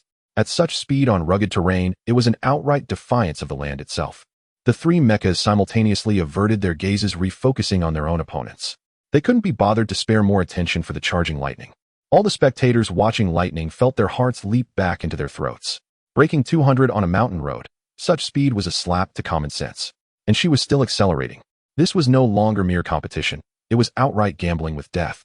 Their logic and senses clashed fiercely until they finally abandoned reason altogether, staring fixedly at Lightning's performance. Yes, this was a show. A $200 ticket was a steal. The pilot and mecha were risking their lives for the audience. How could they look away? There's always a first time. For their hearts, this race was that first. More thrilling and unpredictable than one must get used to it, and they would. Tao Tao, gripping the microphone with 3 fingers, let out another cracked shout. She's charging through. Straight toward the 3 competitors without dodging. Can she work another miracle? Remember, these are the seeded players of Nanchang's top 3 clubs. Each boasts an unassailable win rate. Can our Lightning truly achieve this? The red figure suddenly sidestepped, and the giant sword seized from No. 36 snapped into Lightning's grasp. The unsharpened blade struck the ground, rebounding and spinning her body. Oh no, this is it. The audience instinctively covered their eyes. Racing at breakneck speed on mountainous terrain already risked losing balance. He was overconfident. Maintaining momentum was hard enough. Why draw the sword at such velocity? Tumbling down the slope and wrecking the mecha would be the best outcome. At this speed, even if the pilot survived, they'd likely be paralyzed, never to set foot on the track again. Tao Tao didn't cover his eyes. He watched in shock as Lightning soared into the air again, spinning the giant sword as she rotated. She's flying again. My God. I am at a loss for words facing Lightning right now. He felt his scalp tingle. It was a tremor from the soul. If he could pilot a mecha girl like this. Damn, he'd die without regrets. In decades of life, had never seen a mecha transform into a spinning top midair. In the cockpit, Lightning's eyes sparkled like water. Master, I've seen this move before. The red figure with the spinning extended greatsword plunged into the center of the 3 mechas. The 3 mechas were startled by Lightning's sudden appearance. No one saw how she got there. The greatsword whipped through the air, kicking up a cloud of dust. No one dared face the spinning blade. The 3 mechas retreated hastily, their pilots and machines alike drenched in cold sweat. So reckless. Had she jumped straight down from the hillside? Amid the dust, the red mecha leaped again, using centrifugal force spinning to drive the blade into the target mecha's neck. The massive mechanical head soared into the air, kicked away by Lightning. No other meaning, just keeping her word. Not a single mecha from AKA would keep its head. She didn't linger. Upon landing, she accelerated toward the hit and run, no hesitation. The dust settled, and the giant mecha crashed to the ground. The remaining 2 only caught a fleeting glimpse of Lightning. They exchanged glances, tightened their grips on their weapons, and gave chase at full throttle. They couldn't let her go. This mecha had to be eliminated. Even if it meant colluding and earning a reputation for cheating, they couldn't let her escape. If she got away in an unknown fight, they'd have no chance of winning. The arena erupted again. She had charged alone into the fray and secured a kill in under 3 seconds. Those who thought she'd crash on the mountain road were slapped in the face, mouths agape, screaming hoarsely from the stand. What was competition? Had what they'd seen before ever been true competition? Were these machines in the arena even competing? Tao Tao no longer knew what he was commentating. He could only let out instinctive screams one after another to express. The Aka Industries competitor scrambled out of his mecha bewildered. He couldn't fathom why among the three of them farthest apart, she had singled him out for decapitation. Decapitation. How had she accurately locked onto such a small target at high speed? If that strike had been aimed at the cockpit. He wiped the cold sweat from his brow, shuddering, and sat down on his mecha. For the first time in a city-level competition, he tasted the true meaning of life and death crisis. The roar of the arena was unrelenting. It had been years since the venue had witnessed such fervor. Supporters from various clubs seemed to have united in their stance, their gazes fixed unblinkingly on the crimson figure on the screen, gasping at her every astonishing feat. Lightning raced ahead with two club mechas trailing far behind, eager to give chase, yet hesitant to push their speed to the limit. TCH, is that all? Can they catch up or not? If not, go home and train for another 2 years. The audience never lacked those who thrived on chaos. In the club's lounge, all the pilots watching the match were dumbfounded. This mysterious pilot was indeed here to crush the competition. With skills like that, why would she participate in a mere city-level tournament? The grand prize for overall excellence was a mere 100,000. A single autograph from her would probably fetch that much. In the Xingxing Club's lounge, Wang, shall we frown? Xiaoyu, with your core computing power, could you pull off such maneuvers, say? The mecha girl beside him furrowed her brow, as well shaking her head instinctively at her pilot's query. I can't. But the Lightning R5 in the arena is even less capable. I just searched her specs. Braking is her weakness. This has been confirmed during the match. If her core computing power were sufficient, it would have shown in earlier rounds. You mean she's achieving all this solely through her pilot? Perhaps she invested heavily in modules to balance her attributes. Wang Xiaohui forced a bitter smile. He had just returned from a provincial competition. He still had to face the club's newcomers in a coaching match later. Once brimming with confidence, he now only wanted to find a secluded spot and train for 2 or 3 years. Comparisons are odious. If the Lightning's pilot was a veteran out to crush novices, his pride might be salved. But if it was a newcomer, that would be terrifying. Could a small place like Nanxing City truly harbor such hidden talent? Xiaohui, go see him after the match. No matter what, we must secure this pilot for Xingxing Club. Offer the best contract, allocate resources generously. Tell him that if he signs a long-term deal, aka Industries, our backer, can provide him with an S-class mecha. The manager, watching Lightning's swift silhouette, had made up his mind. Many clubs shared the same intent, including the disheartened Dongqing, who still yearned to take a chance. In the arena, Lightning and Su Li were oblivious to becoming the most coveted prize among the clubs. With 2 mechas in hot pursuit, if a third party intervened, Su Li and Lightning would instantly shift from aggressor. Su Li dared not gamble, nor did he wish to. He preferred to have everything under control. Human nature was elusive, yet fathomable. He maneuvered Lightning to draw her meteor hammer, swung it in a full arc, and hurled it at the pursuers. The 2 mechas jolted to a halt, their synchronized chase thrown into disarray. Amid the pilot's curses, the massive hammer crashed into the ground, making the earth tremble. Cold sweat beaded on their brows as they wiped it away. One pilot subtly slowed his pace. Self-interest prevailed, especially since they were from different clubs and shared no tacit understanding. The staggered formation of the 2 mechas instantly gave Su Li an opening. The leading pilot realized he had been used as a pawn. Yet aside from cursing under his breath, he could only steel himself and push forward. Sparks erupted beneath the crimson mecha's feet. Despite a braking rating of only 15, sustained thruster output allowed her to pivot at the mountain path's edge and charge again at the 2 mechas. She grasped the extended greatsword of competitor 36 and hurled it at the leading mecha. The blade whistled through the air, arriving in an instant. The club pilots were no amateurs. Facing the incoming sword, the pilot sidestepped and raised his own weapon. It was a crimson retractable spear. Metal clashed, sparks flew. Though the distance spanned hundreds of meters for lightning speed, it was but a few seconds. The mecha deflected the greatsword, gripped the spear with both hands, and could only brace defensively against Lightning's rapid approach. The crimson figure swept past him with a whoosh, not sparing a glance. The gap between them was less than half a meter. As the pilot watched Lightning pass by, a flicker of relief surged. Thank goodness. She wasn't targeting him. For the first time in the match, Lightning drew her weapon, spun, and brought her heavy sword crashing down on the trailing mecha with immense momentum. A screech of grinding metal filled the air. Only those who endured the blow could grasp its sheer force. The mecha's spin multiplied the sword's impact, forcing the opponent's heavy blade onto its own frame. The coating was instantly scarred, sending up a shower of steel shavings. The sound set one's teeth on edge. Master, I can't hold on. You have to. Hold fast. Pilot 42 frantically shoved the control stick, but the recoil was overwhelming. Veins bulged on his hands, yet he was helpless, watching the stick inch upward. The blade slid through its tip, reaching the mecha's jaw.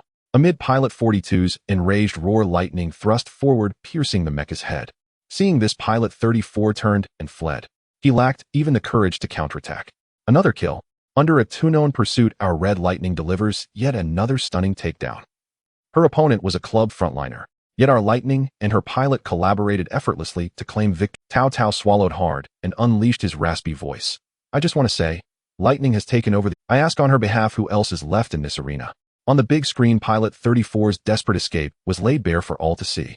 Lightning's repeated kills had drawn every eye to her.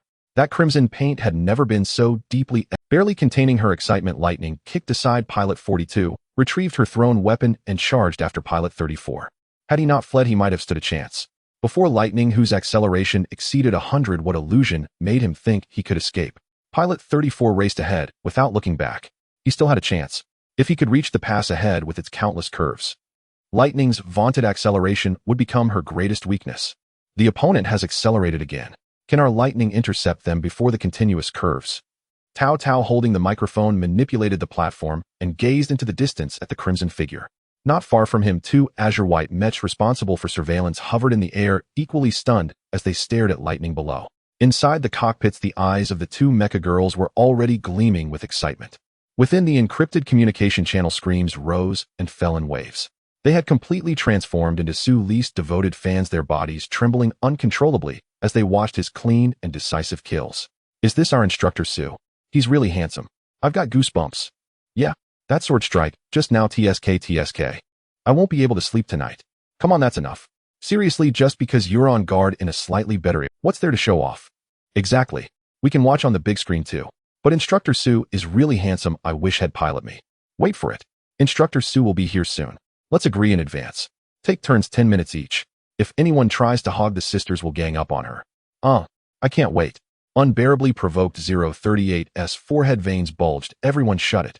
The communication channel instantly fell into radio silence. 038 let out a long breath, staring at the big screen, her gaze chasing Lightning's figure. She suddenly had a feeling. This case might be impossible for her to suppress. There were also members from other squads on this mission. If Su Li were really transferred to the entire battalion, how long would it take for them to get a turn? But credit where it's due, Su Li was indeed a man of his word. Recalling how he managed a forced kill in 3 seconds amidst a 3-way melee, even with her experience, she couldn't help but be dumbfounded. If she hadn't chosen to become a mecha girl of the inspection team back then. The sudden commentary interrupted her train. Ahead is the notorious pass in the history of this competition. Once entering the channel, there will be continuous sharp curves. What choice will our Lightning contestant make? Will she accelerate again to ensure intercepting the opponent before the pass, or will she follow the opponent into it? Although Lightning has shown brilliantly in this race, her ability to sustain cornering still remains to be tested. On the platform, Tao Tao finished speaking, his eyes fixed unblinkingly on Lightning. He was lying through his teeth. The old Lightning had zero cornering ability. She couldn't even brake effectively within 300 meters on a straight line. In the past 5 years, she hadn't even experienced any curves. Her current speed was already high enough. Maneuvering at such high velocity on mountainous terrain was extremely difficult. What's more, the 34th contestant ahead was sweeping weapons against the mountain walls while fleeing. Falling rocks rolled down artificially, creating more obstacles for Lightning. Such behavior was shameless, but within the rules. Though called a competition, everything was based on real battlefield requirements. Attacks were unrestricted except for weapons of mass destruction and firearms. Traps, tripwires, anything goes. In past competitions, contestants would stop at nothing to win. And now the 34th was just sweeping down rocks. He furrowed his brow instinctively. Can't catch up. At this speed, Lightning had no chance to intercept the 34th mech. But if she accelerated further, her safety would be left entirely to luck. They were strong, but no matter how strong, there were always limits. From the start of the race until now, Lightning had maintained a high-intensity state. Such a state imposed enormous strain on both the mech and its pilot. Frequent outputs and command modifications. Her pilot was likely already nearing their limit. Lightning stared at the past just ahead, past experiences flooding back before her eyes. Scenes she thought she had long forgotten surfaced, making her instinctively flinch. A warm, steady hand rested. Don't worry, I've got this. Remember the feeling from practice. All your efforts won't be in vain. Mecha girls could grow on their own, but it was too slow. Especially since Lightning had almost no systematic training in 5 years. Her stats had remained at factory defaults, only rising by a few tenths of a percent in recent days. But that was far from enough. Su Li quickly wiped sweat from his hands on his clothes and gripped the control stick again. Come on, let them see what cornering really means. The crimson mech lowered its center of gravity before everyone's eyes stowed, all weapons on its back, leaned forward with half its body striking a short track speed skating pose. The moment the 34th burst into the pass, the anxious heart finally settled. It slowed down, even taking a moment to glance back. One glance, and the relieved heart was back in its throat. Lightning hadn't given up. She followed, closely charging into the pass as well. The cliff walls, only 6 or 7 meters apart, greatly limited the Mech's maneuverability. Yet Lightning showed no sign of slowing down, charging straight in. Master first sharp, turned 30 meters ahead. 34th is 25 meters away. Current speed 100. Before she could even finish reporting the data, the foot thrusters fired in rapid succession, and the entire mech began tilting sharply. All the spectators were stunned. They only saw the crimson mech charging into the pass. Then at the first curve it leaned left, as if losing balance, about to fall. They instinctively gripped anything within reach, holding their breath. Even commentator Tao couldn't help covering. Had her pilot finally reached the limit? But then Lightning braced with one hand on the ground, shifted 2 meters to the right in an uncanny motion, narrowly avoiding the cliff wall ahead. What just happened? Many couldn't help rubbing their eyes, hardly believing what they'd seen. A few pivot steps on the spot, and the curve was taken. A wave of uproar filled the arena, accompanied by the sound of exhaled breaths. Too terrifying. And too thrilling. Next time they watched her race, they might need emergency heart medicine. Such a cornering method was simply unheard of. Only Lightning, the one experiencing it, kept Sue Lee's words firmly in mind, committing every feedback from the mech in that instant to memory. Even if she could only learn a little each time, with enough repetitions, she could better assist her master. The pass had many curves with straight stretches between them, no longer than 100 meters. She clung tightly to the 34th mech ahead, just over 20 meters away, but 2 consecutive curves denied her any opportunity to strike. The distance between curves was too short for Lightning. As soon as she finished one turn, she had to immediately adjust. Her palms scraped against the ground, sending sparks flying. With her body lowered, Lightning repeatedly adjusted the angle of her inner foot and the support force of her outer foot. The force changed constantly with each curve's angle. The 34th mech was not far away. Its speed dropped lower and lower, its frame marked with collision damage. Clearly the 3 curves had exhausted it. The 34th's pilot began to regret his choices. Whether Lightning's pilot had reached the limit, he didn't know. But he knew clearly that he himself was at his limit. His trembling hands made fatal errors in command inputs multiple times. If not for the Mecha Girl's timely corrections, he would have crashed into the 3rd curve's cliff wall. Can you manage on your own? My hands can't hold out anymore. On my own, I can't. Unless the speed drops to 60. Then drop it to 60. Are you crazy? Lightning is right behind. The 34th pilot gritted his teeth, a fierce resolve rising in his heart. Then let's go all out. He maneuvered the mech to turn around just in time to see Lightning taking a curve. The crimson mech was still pristine, with barely a scratch on its entire frame. In an unbelievable manner, it tilted its body, braced with one hand on the ground, sliding out of the curve as smoothly as if flung out. His scalp tingled. This maneuver was like dancing on the edge of destruction. What kind of mind could conceive such an incredible cornering technique? She leaped over the mountain, single-handedly executing a forced kill. She was pursued, yet turned back, toyed with her pursuer, and killed another. And now she was chasing him in panic. Scenes flashed before his eyes. He gritted his teeth and cursed inwardly. How the hell am I supposed to fight this? Give up, master. There's no winning this. The pilot didn't speak, but the Mecha Girl surrendered first. She raised her hands high and tossed her spear to the ground. Admitting defeat when outmatched wasn't shameful. This wasn't a battlefield. At least there was no need to incur a huge repair bill in a hopeless situation. Lightning sped past him without slowing down, casually picking up the spear from the ground. The 34th, the pilot, the audience. Tao, our Lightning, has displayed her consistent style. Yes, this could be called frugality. He was truly at a loss for words, unable to find any phrase to describe Lightning's habit of picking up others' weapons. She had brought him too many surprises today. For the first time in his life, he felt that old saying had been vividly realized. There are no worthless Mecha Girls, only worthless pilots. At that moment, the Crimson Mecha finally lived up to its name. On the consecutive short turns, it transformed into a bolt of red lightning. She was no longer the worthless Mecha Girl who would crash her pilot into walls. She was worthy of her name. In the arena, everyone held their breath, watching as that figure, trailing sparks, burst out of the most accident-prone pass. Deafening cheers erupted throughout the arena. A miraculous technique. 4 kills and 1 surrender. She had begun to dominate the match. Everyone knew in their hearts that none of the remaining mechas could stand against Lightning. If Lightning didn't win this individual championship, the frenzied crowd might tear the arena apart. Our match has been underway for half an hour. The total eliminations have reached an astonishing 12, with our Lightning contributing 5 of them. She has now rightfully claimed the top spot on the leaderboard with her kill count. Tao felt his throat burning, or it had been years since he had shouted himself hoarse like this. Lightning shows no sign of stopping. She is advancing steadily in a set direction. I feel she isn't even searching for advantageous terrain. She is scouting along the way, seeking out other opponents. It seems our lightning has no intention of leaving her enemies any chance to survive.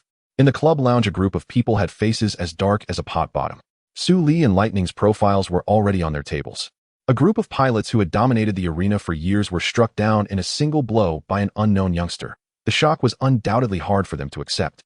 Once might be a coincidence, but 5 times in a row.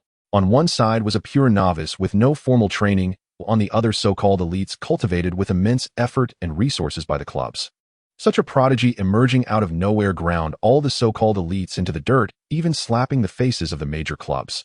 Before the match was even over, Su Li had already offended most of the clubs in Nanjing City, using the friction of the mountain wall and the ground to correct the mecha's posture.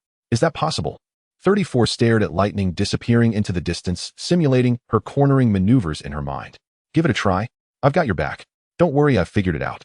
Reassured by her pilot, 34 immediately attempted to imitate her, trying to turn at the curve. But the massive mecha either tilted too much or its arms couldn't keep up. Despite repeatedly correcting her pilot's commands, it lost control completely after a violent scrape against the ground. She propped herself up with one hand, her legs flailing in the air, kicking the mountain wall, and driving her head straight into the rock face on the other side. Rocks flew as 34's limbs went limp. She had hoped to avoid major repairs, but never expected that instead of Lightning wrecking her, her own pilot would send them both to the repair shop. This defies logic. How can she do it? The pilot's soul-shaking question echoed from the cockpit. 34 straightened up, looking at her stunned pilot, behind her a complex emotion flickering in her beautiful eyes. For the first time in her life, she began to despise the man before her. What had she ever seen in this thing to think he was skilled? An A-class pilot, no less. Was this all?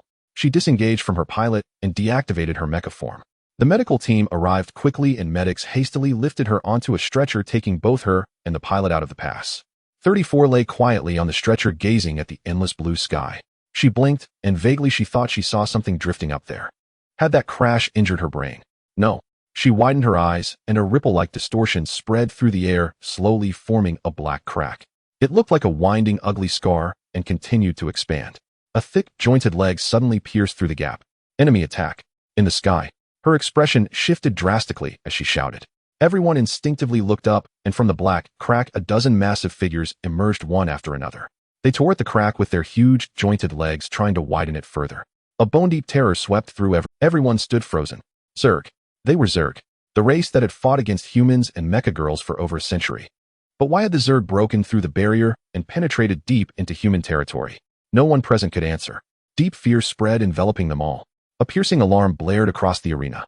Drones relayed the Zerg attack footage, and dozens of blue and white figures shot into the sky, flying toward the source of the warning. Tao Tao stared at the spatial rift suddenly appearing in the sky, terrified, and hurriedly maneuvered his platform toward Lightning's location. Zerg attack match terminated. He didn't know why he was rushing toward Lightning.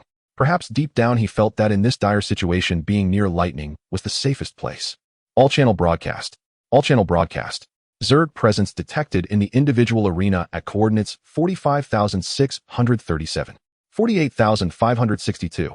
All participating pilots evacuate immediately. Evacuate the arena immediately. Lightning mid-dash suddenly halted. The inspection unit lifted the signal blockade at once. The all-channel broadcast blared in every mecha's cockpit. The Crimson Mecha swiftly turned and raced toward the coordinates. One mecha after another sped past her, heading for the designated evacuation point, kicking up clouds of dust. Tiny pebbles clattered against Lightning's armor. These club elites had never run so fast during the match. Tao Tao hovered in midair, watching Lightning's retreating figure, gritted his teeth, and decided to follow despite his fear, even if that direction was opposite to everyone else's escape route. Boom, boom, boom.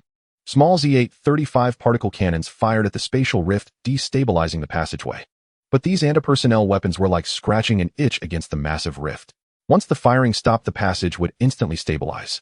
2 blue and white mechas hovered in the air, attempting to close in for a shot, but were pinned down by airborne Zerg. Blinding sword flashes clashed with metallic mandibles, showering sparks. Their thrusters blazed blue, barely holding their ground. A fierce battle erupted in the sky. The black bugs' backs bore transparent wings that buzzed loudly. They'll hold them off. You keep firing and disrupt the passage. Hold on, the captain and the others will be here soon. A single blue and white mecha engaged 3 Zerg longhorns.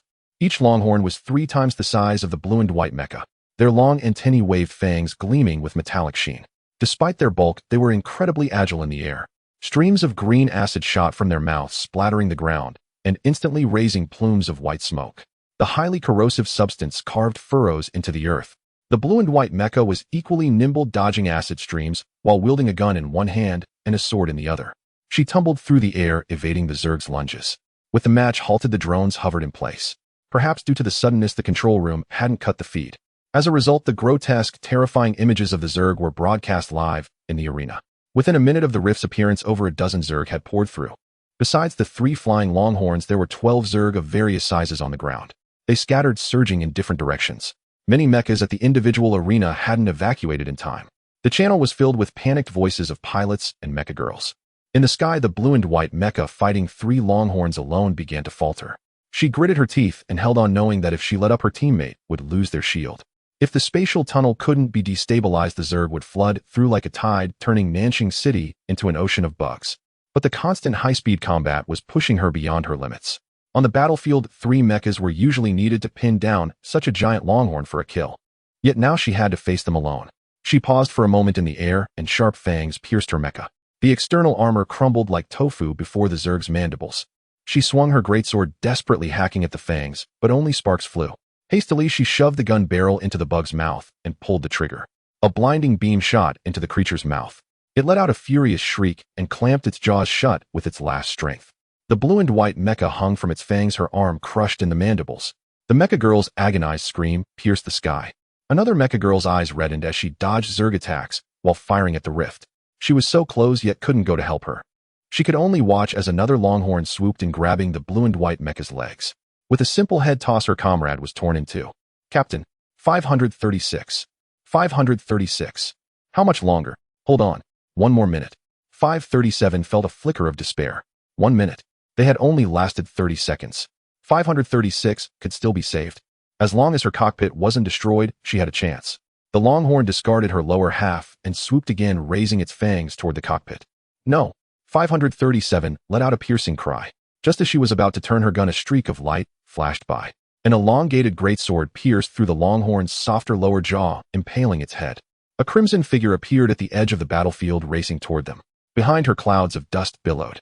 Su Li joined the inspection unit's public channel, his voice cold. Sorry I'm late. Who is it in the channel? 038 furrowed her brows, feeling somewhat incredulous about the voice she heard. This voice was so familiar, having appeared countless times in her dreams. He could appear anywhere, but he must not be here on the battlefield. It's Instructor Su. Get him to retreat immediately. The competition had already halted, regardless of whether he was a contestant or a student. His identity determined that he did not belong on the battlefield.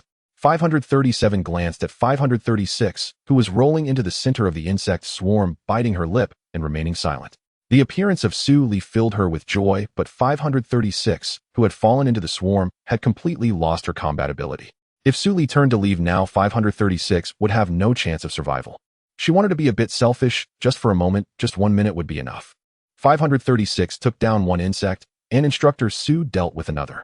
The remaining one did not need to be confronted, she just needed to create distance and disrupt the spatial passage, destabilizing it. With this relying on Su Li and lightning, if they only harassed from the periphery, there was still hope. Below the passage there were 6 insectoids of varying sizes. They had different shapes, but 3 of them were quite similar in form. 6 segmented legs were distributed on both sides of their bodies, standing tall. Their bodies were amber in color, stained with striped black patterns. On their grasshopper-like heads, 6 or 7 sharp fangs rotated in their mandibles, hissing threateningly at the speeding lightning. I will not retreat. Since I have promised you I am your instructor. If the identity of an instructor cannot step onto the battlefield, then I have another identity. I am a human. 038 was left speechless. No identity could be more appropriate. As long as one belongs to the human race, there is a stance to stand on this battlefield. Tao Tao, who had been eavesdropping on the channel, clenched his fist tightly from a distance. What a passionate declaration. He felt like throwing down the microphone and charging into battle with a sword. He wanted to get closer, but lacked the courage. He could only maintain a certain distance, controlling the drone, following Lightning's silhouette all the way. Su Li finally saw that there were 3 stalkers, 1 hidden wing, and 2 newly matured cockroaches on the opposite side. They were not ordinary insects. They were given the same names because they resembled the insects seen in daily life. After all, no household stalker or cockroach would spit corrosive acid at humans, nor would they grow to sizes of over 10 or 20 meters. The stout hind legs of the stalkers provided them with tremendous jumping ability. With the appearance of the red mech, they locked onto Su Li's silhouette immediately. He felt the ground tremble and in his line of sight, the three stalkers vanished. They instantly reached several hundred meters in the air before plummeting rapidly. This was not the first time Sully had dealt with insects. Although he did not understand why the insects in this life were identical to those in his past life, he knew that on the battlefield there was never a moment of distraction. Be careful, there's still a hidden wing below, its venom can reach you. Ascend 200 meters and maintain a fixed cruising altitude. 536 quickly spiraled upwards upon hearing this, somewhat shaken, as she glanced at the so-called hidden wing below, a type of insect she had never encountered before. How did Sully know? The speed of the red figure suddenly slowed, differing from the high maneuverability during the competition. At this moment, she completely abandoned high-speed mobility. With a sword in hand, she formed a flowery pattern.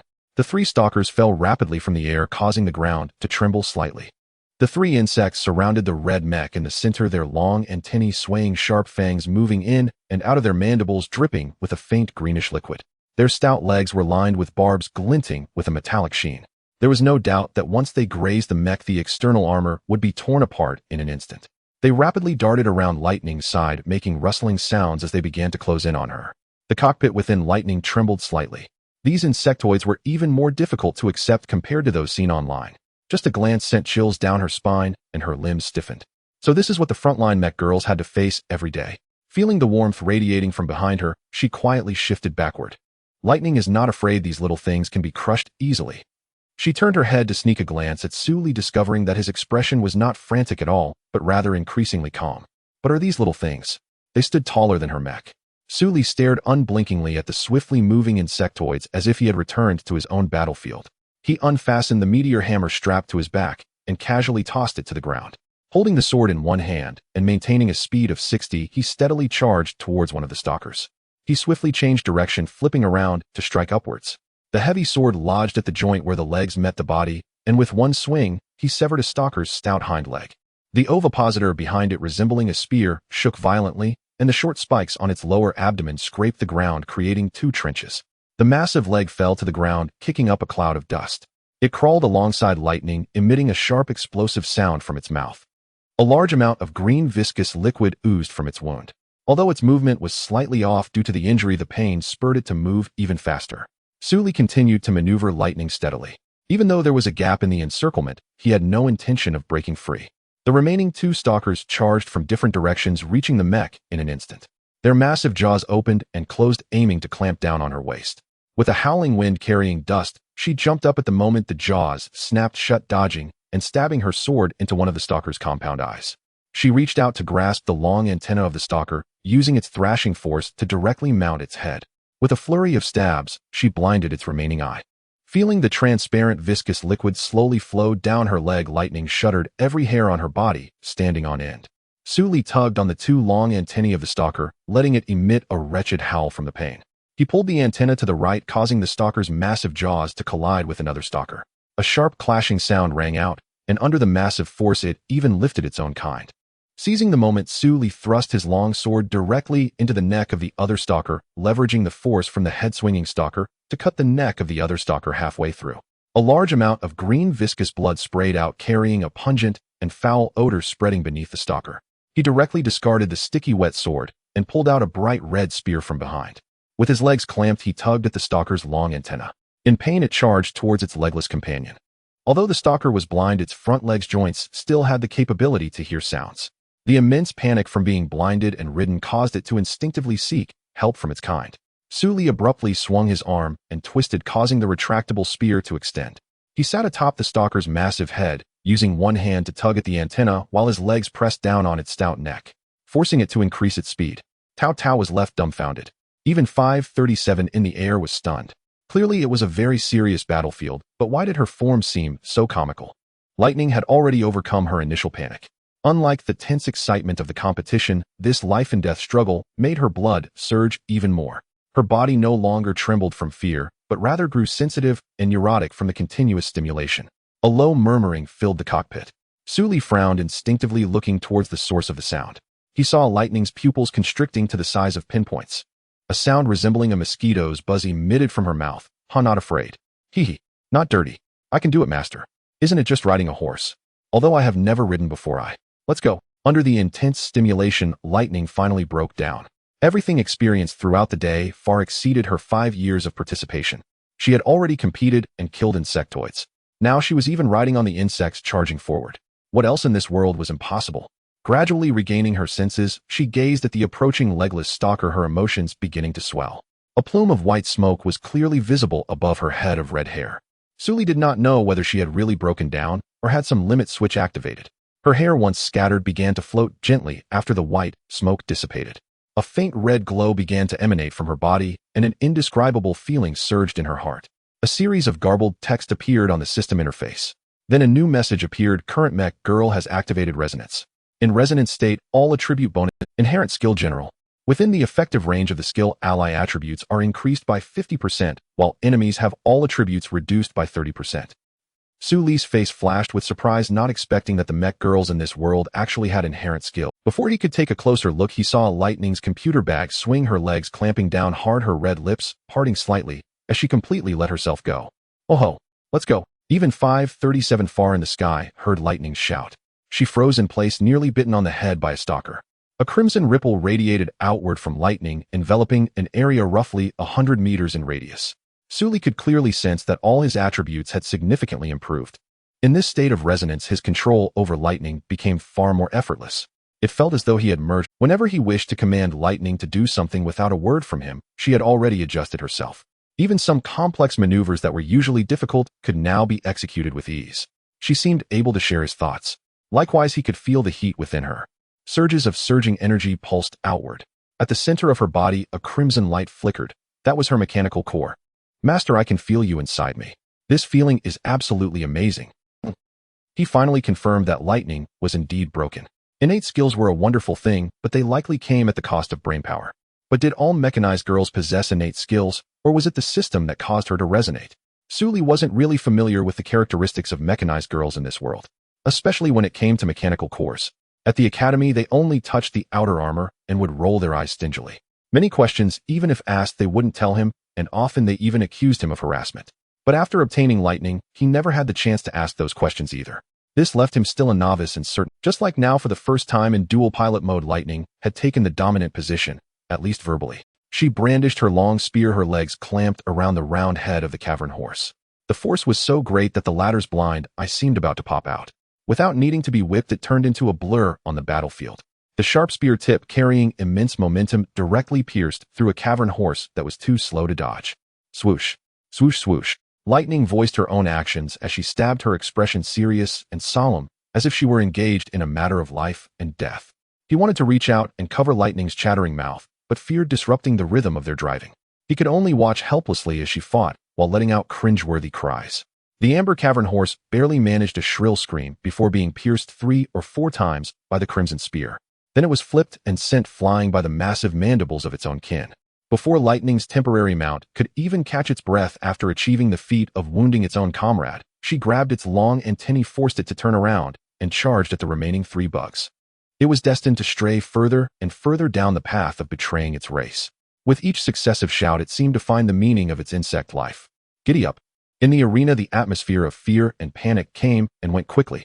From the moment the audience began to stir until they calmed down, less than 2 minutes had passed. And Lightning's contrarian move, going against all other contestants, pushed her popularity to its peak. Bounce. Bouncing is good. Life is already so tiring, being a little neurotic doesn't offend anyone, right? At least the audience enjoyed watching the more human-like Lightning, who played around by stabbing bugs. No, she might have offended the insect race, riding a bug to kill bugs. Whether or not there was a precedent in the arena, at least in the 100 years of battlefield history, there never had been. Is that all? Those terrifying-looking bugs were actually ridden by Lightning, like horses galloping across the field at such speed they became blurs. Even the drones struggled to keep up. Fortunately, there were plenty of drones left on the field, ensuring that the real-time footage wasn't lost. If the conventional matches in the arena were impressive, her current operation left everyone utterly speechless. Tao Tao hurriedly wiped his mouth with his sleeve. Only when saliva dripped down did he realize he was drooling. Those shouts echoed across the arena, seemingly instilling great courage in the crowd. She resonated. Compared to the audience, the club staff were far more concerned about the fact of resonance. Does anyone know what her innate skill is? Contact East City immediately. Forget it, there's no way they'd know. If they knew Lightning could resonate, they wouldn't have forced a contract termination with her. Go. Guard the arena exit. Sign Sully at all costs. Is that necessary? Someone like him is destined to be targeted by all clubs. Are you the manager, or am I? Targeted. Show me how you target him. He can spear a bug into the air, can't he spear you? Sounds of slamming tables and cursing erupted from every club lounge. Only the East City Club was silent. The club manager slumped in his chair, his face pale. He knew that neither Su Li nor Lightning would ever be recruitable by him again. Regret often strikes in an instant, but the aftertaste, he felt it might take him half a lifetime to recover. At the Inspectorate General Headquarters, the towering building was highly futuristic. On the rooftop helipad, over a dozen figures in blue and white uniforms stood rigidly to one side. A massive vertical takeoff and landing transport hovered in the air. Before it could even descend slowly, the hatch was flung open. A figure in uniform leaned out and leaped directly from a height of over 20 meters. The wind howled, whipping the hem of her uniform. Her slender legs were encased in black stockings, and her sharp high heels seemed ready to pierce the heart. She released her hand, holding down her uniform, her gaze cold and sharp as she looked at the dozen subordinates before her. Their uniform salutes did nothing to improve her mood. She lit a cigarette, took a harsh drag, then threw it to the ground and crushed it with her shoe. The appearance of a spatial passage within human territory was an utterly baffling event. Interference nodes scattered across the void were inspected 3 to 5 times a year to ensure each node functioned properly, a task solely handled by the Inspectorate. She could already imagine the faces of the human counselors at the upcoming meeting. The thought of the questioning she might face made her frown deeply. What are you all standing around for? I go to Mechanical Island for 2 days of maintenance, and you forget how to do your jobs. I want all necessary data on my desk within 2 hours. If it's not there, you can all go to the front lines and play CP with the bugs. The group of figures crisply responded, "Yes, sir," and quickly dispersed. None dared to cross theirs. A rope ladder descended from the transport. A somewhat petite figure slowly climbed down step by step. Standing less than 1.6 meters tall, her chest was nonetheless pushed high by her clothes. With each rung, she had to lean back to continue. Under Yehua A01's somewhat unfriendly gaze, she walked over with a head of short golden hair, a look of deep helplessness on her face. You just got out of the hospital? Just got out. I guess you never intended for the transport to leave empty. You want to ride it back again, jumping from over 20 meters. Have you forgotten why you were hospitalized? Want me to remind you? The alloy desk in the office. I haven't changed it yet. Your size 36 footprint is still on it. Alloy desk. Is that what we should be thinking about now? Forget the alloy desk. I want to tear this building down. Yehua A01 tossed her long black hair. If you didn't hear her speak, she looked like a very feminine, caring older sister. But the moment she opened her mouth, she turned into a thug in women's clothing. Damn it, a bunch of idiots. Can't even do their own jobs. All they do all day is carry guns and chase cats and dogs in the streets. The budget might as well have been eaten by dogs. Hanhai B31 smoothed the hair by her ear and adjusted the glasses on her delicate nose. Her eyes behind the plain lenses rolled upward and her tone was flat. Well, that's all thanks to the leader's excellent guidance. If you can kick a dent in an alloy desk, it's only natural your subordinates have violent tendencies. Are you ever going to drop it? Yehua's gaze turned hostile. Hanhai puffed out her chest, meeting Yehua's eyes without flinching. No. You kicked my desk. I think you've forgotten. The desk you knocked over broke 6 of my ribs. Yehua. Hanhai stepped forward, the swell of her chest pressing directly against the latter's stomach. Before some people lose their temper, they'd better remember how they begged me, an invalid, to work my heart out, even dragging myself out of the hospital ICU to clean up their mess. No need to make it sound so harsh. You're a member of the Inspectorate too. Are you saying this is cleaning up after me? Or is it that the Inspectorate's public restroom doesn't have your contribution? Hanhai narrowed her eyes, silently turned around, and put her hand back on the rope ladder. Yehua dashed forward and wrapped both arms around Hanhai's legs. Good sister, I'm sorry. They'll get you a new desk when we get back. No more alloy. We'll get one with padding. How about all pink? If that's not enough, you'll even add a bed. You can work lying down if you want. As she spoke, she frantically waved at the transport, trying to signal it to leave while Hanhai wasn't looking. Hanhai shot her a glare, then strode toward the building. Yehua, seeing this, let out a long sigh of relief and followed Hanhai closely, not daring to walk ahead of her. Mechanical Island was an exceedingly mysterious place. Even though a century had passed since mecha girls and humans coexisted, no human had ever set foot on Mechanical Island. It floated silently high in the sky, seemingly unreachable, yet vast in expanse. Humans had attempted countless methods to land on the island, but all failed without exception. The colossal island suspended in the air appeared as illusory as a mirage lacking tangible substance. Human vehicles could effortlessly pass through it, like traversing a phantom. Such crude exploratory acts were not thwarted by Mechanical Island, as if they were confident that human technology could never penetrate their defenses. A century of coexistence accompanied by a century of probing. Humans exhausted every conceivable method, yet the answer remained singular and immutable. It perpetually hovered midair, lofty and untouchable. Deep within the core of Mechanical Island stood a massive television wall. It was divided into countless small panels, each flickering with real-time surveillance footage. The cacophony of human voices echoed through the empty space, generating hollow reverberations. The images displayed were live broadcasts of various competitions. Opposite the giant wall, countless neural sensors connected to rows of small petri dishes spread across the floor.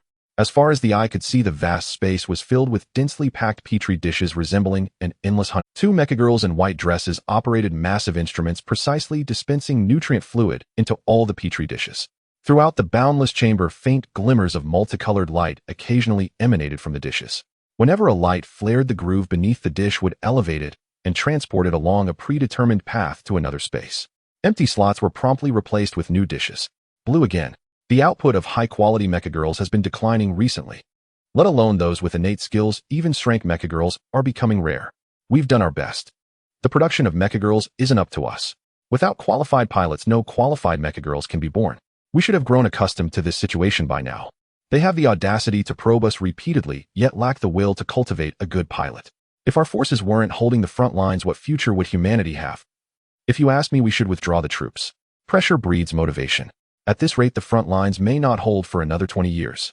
Unit 03A, the white-clad mechagirl furrowed her brow. The older generation of mechagirls, worn down by attrition and sacrifice, were few, still fighting at the front.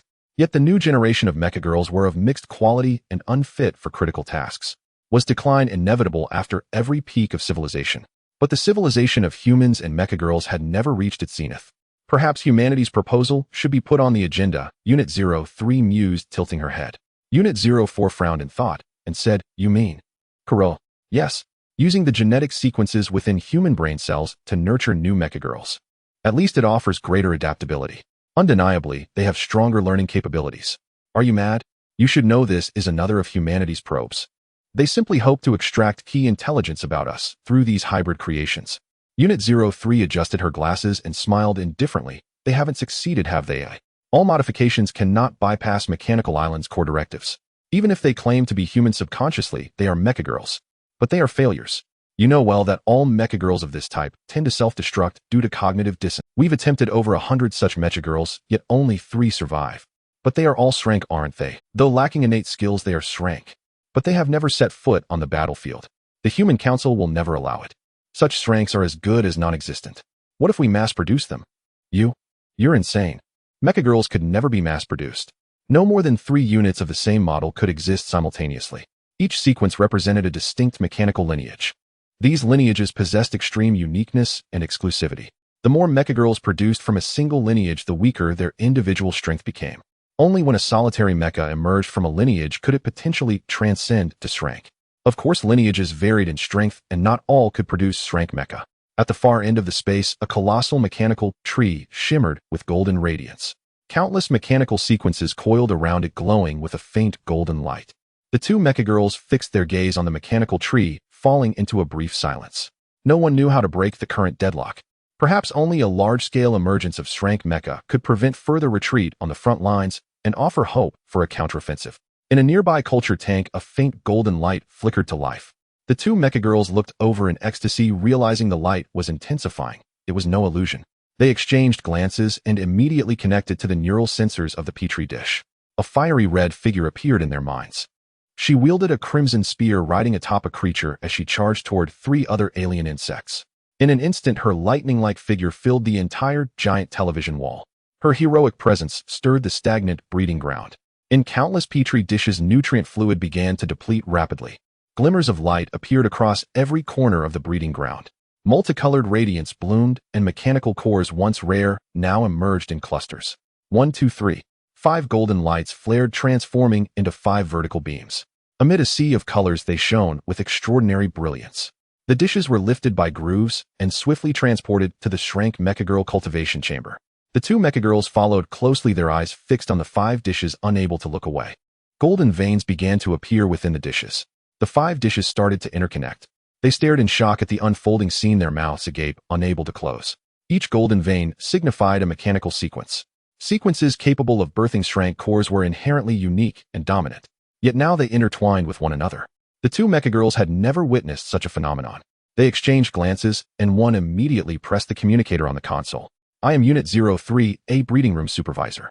I have urgent intelligence for the governor." An anomaly has occurred in the breeding room code 3347 Malawian kwaches. Request remote assistance from Mecha girls with relevant clearance. The communicator soon crackled back to life, carrying two somewhat aged voices that made Unit 03 straighten her back instantly. Are you certain the code is 3347 Malawian kwaches? I am certain. Unit 03 glanced at the code again and answered decisively. Do nothing. We are on our way. Before the communicator fell silent, both in the control room heard a clatter in the background. It was the sound of cups and saucers knocked over in excitement. After a long pause, Unit 04 slowly looked up at Unit 03, still dazed before the console, and asked, was that an elder? Unit 03 nodded silently. Such aged voices could only belong to the elders of Mechanical Island. Ordinary mecha girls never had the chance to grow old. Dozens of blue and white mechs finally arrived at the spatial rift. Seeing that the situation was hopeless, the Zerg let out unwilling roars. The Longhorn Beetle didn't even give the inspection unit a chance to kill it. It cast one last glance at Lightning, who held a long spear, its compound eyes blazing with hatred, then charged straight into the highly unstable spatial tunnel, where it was instantly torn apart by spatial forces into fragments. Countless pieces scattered through the air like a rain of green. The synchronized gunfire and specially approved cluster bombs engulfed the spatial tunnel in an instant. Vaguely, one could almost hear the roars of the Zerg swarm echoing from the void. Lightning pinned the last winged shadow to the ground with a single spear thrust. It struggled, thrashing its long tail, the two slender stingers at its tip constantly extending and retracting. Just as the katydid crawled onto its body, its entire abdomen exploded. Pale yellow venom splattered everywhere, and wherever it touched, white smoke rose in clouds. The katydid's entire abdomen was drenched in the spray. Its thick abdominal armor provided little resistance, dissolving rapidly under the highly acidic venom. It barely managed a few cries of agony before collapsing motionless on the spot. Giddy up! Giddy up! Lightning tugged at the long feelers as if oblivious, and with a careless yank, she pulled them out along with a mess of green viscous matter, causing her to instinctively throw the thing away. She finally snapped out of it, letting out a startled cry, her entire face flushed crimson. 038 looked at the chaos on the ground, then at Lightning, who had jumped off the katydid and stood frozen in a daze, her expression indescribably strange. So we came all this way for nothing. She hovered directly beside Lightning and retracted her wings, revealing a blue and white uniform. Her high-waisted boots made her legs appear exceptionally long. She looked up at the towering mech before her reaching out to pat its lower leg. How wonderful. After such an intense battle, it only bore a few minor scratches. At most, the outer armor was a bit scuffed. A red flash flickered, and Suli appeared beside 038, covering his nose. The desolate clearing was filled with the acrid smell of acid corrosion. 038 glanced around, then pulled a handkerchief from her pocket and handed it to Suli. He took it and pressed it over his mouth and nose. A faint, delicate fragrance wafted over, making him. By this time, 537 had already dragged the severely injured 536 out of the damaged cockpit. Her lower limbs had completely lost all sensation. Her face was deathly pale, and she slumped limply against 537's shoulder like a boneless mass. Upon seeing Suli, she still managed a weak grin in his direction. The Zerg corpses over there can't be buried directly. They need to be doused with strong acid or thoroughly burned. Suli pointed at two cockroach-like insects on the field. They inherited the cockroaches' tenacious vitality, and even though Lightning had stabbed them nearly to pieces, their limbs still twitched incessantly. Hearing this, a group of mecha girls quickly gathered several napalm bombs and headed toward the two insects. Suli, you've really opened my eyes. I knew your skills were good, but I never expected them to be this good. It seems I made the right choice in asking you to be. I wonder when Instructor Sue will have time to come to your post and fulfill your duties as an instructor. Tomorrow, even though it's a work day, I happen to be a man of leisure. He shrugged nonchalantly. Visiting the inspection unit to see more mecha girls wasn't a bad thing for him. Are you sure 536 is okay? No problem. Her lower limb nerves are necrotic. She just needs to go to the Mecha Girl Maintenance Center for a replacement. Suli was momentarily speechless. Mecha girls had their advantages. At least they were far more resilient than humans. 038 discreetly glanced at Suli's hands. His slender fingers showed not a trace of trembling after such intense operations. She instantly understood that even facing the Zerg hadn't pushed this man to his limit. So where exactly? So you're Lightning's pilot. Hello, I'm Tao Tao, today's match commentator. Pleased to meet you. A slightly overweight, middle-aged man approached Suli, grabbing his hand and shaking it firmly. His face was covered in cold sweat, and his whole body trembled with fear, yet he could barely contain his excitement. Seeing it in the data was one thing, meeting the real person was another. Although he looked even younger than in the photos, the calmness in his eyes was something the photos couldn't capture. So this was the young man who had piloted Lightning through those astonishing godlike maneuvers. Hello. I used to watch your commentary all the time. Now I finally get to meet you in person. I was wondering if you'd be kind enough to give me an autograph. Su Li's words sent Tao Tao into a frenzy of joy. This is a mutual admiration. Come on, you sign for me first right here on this shirt.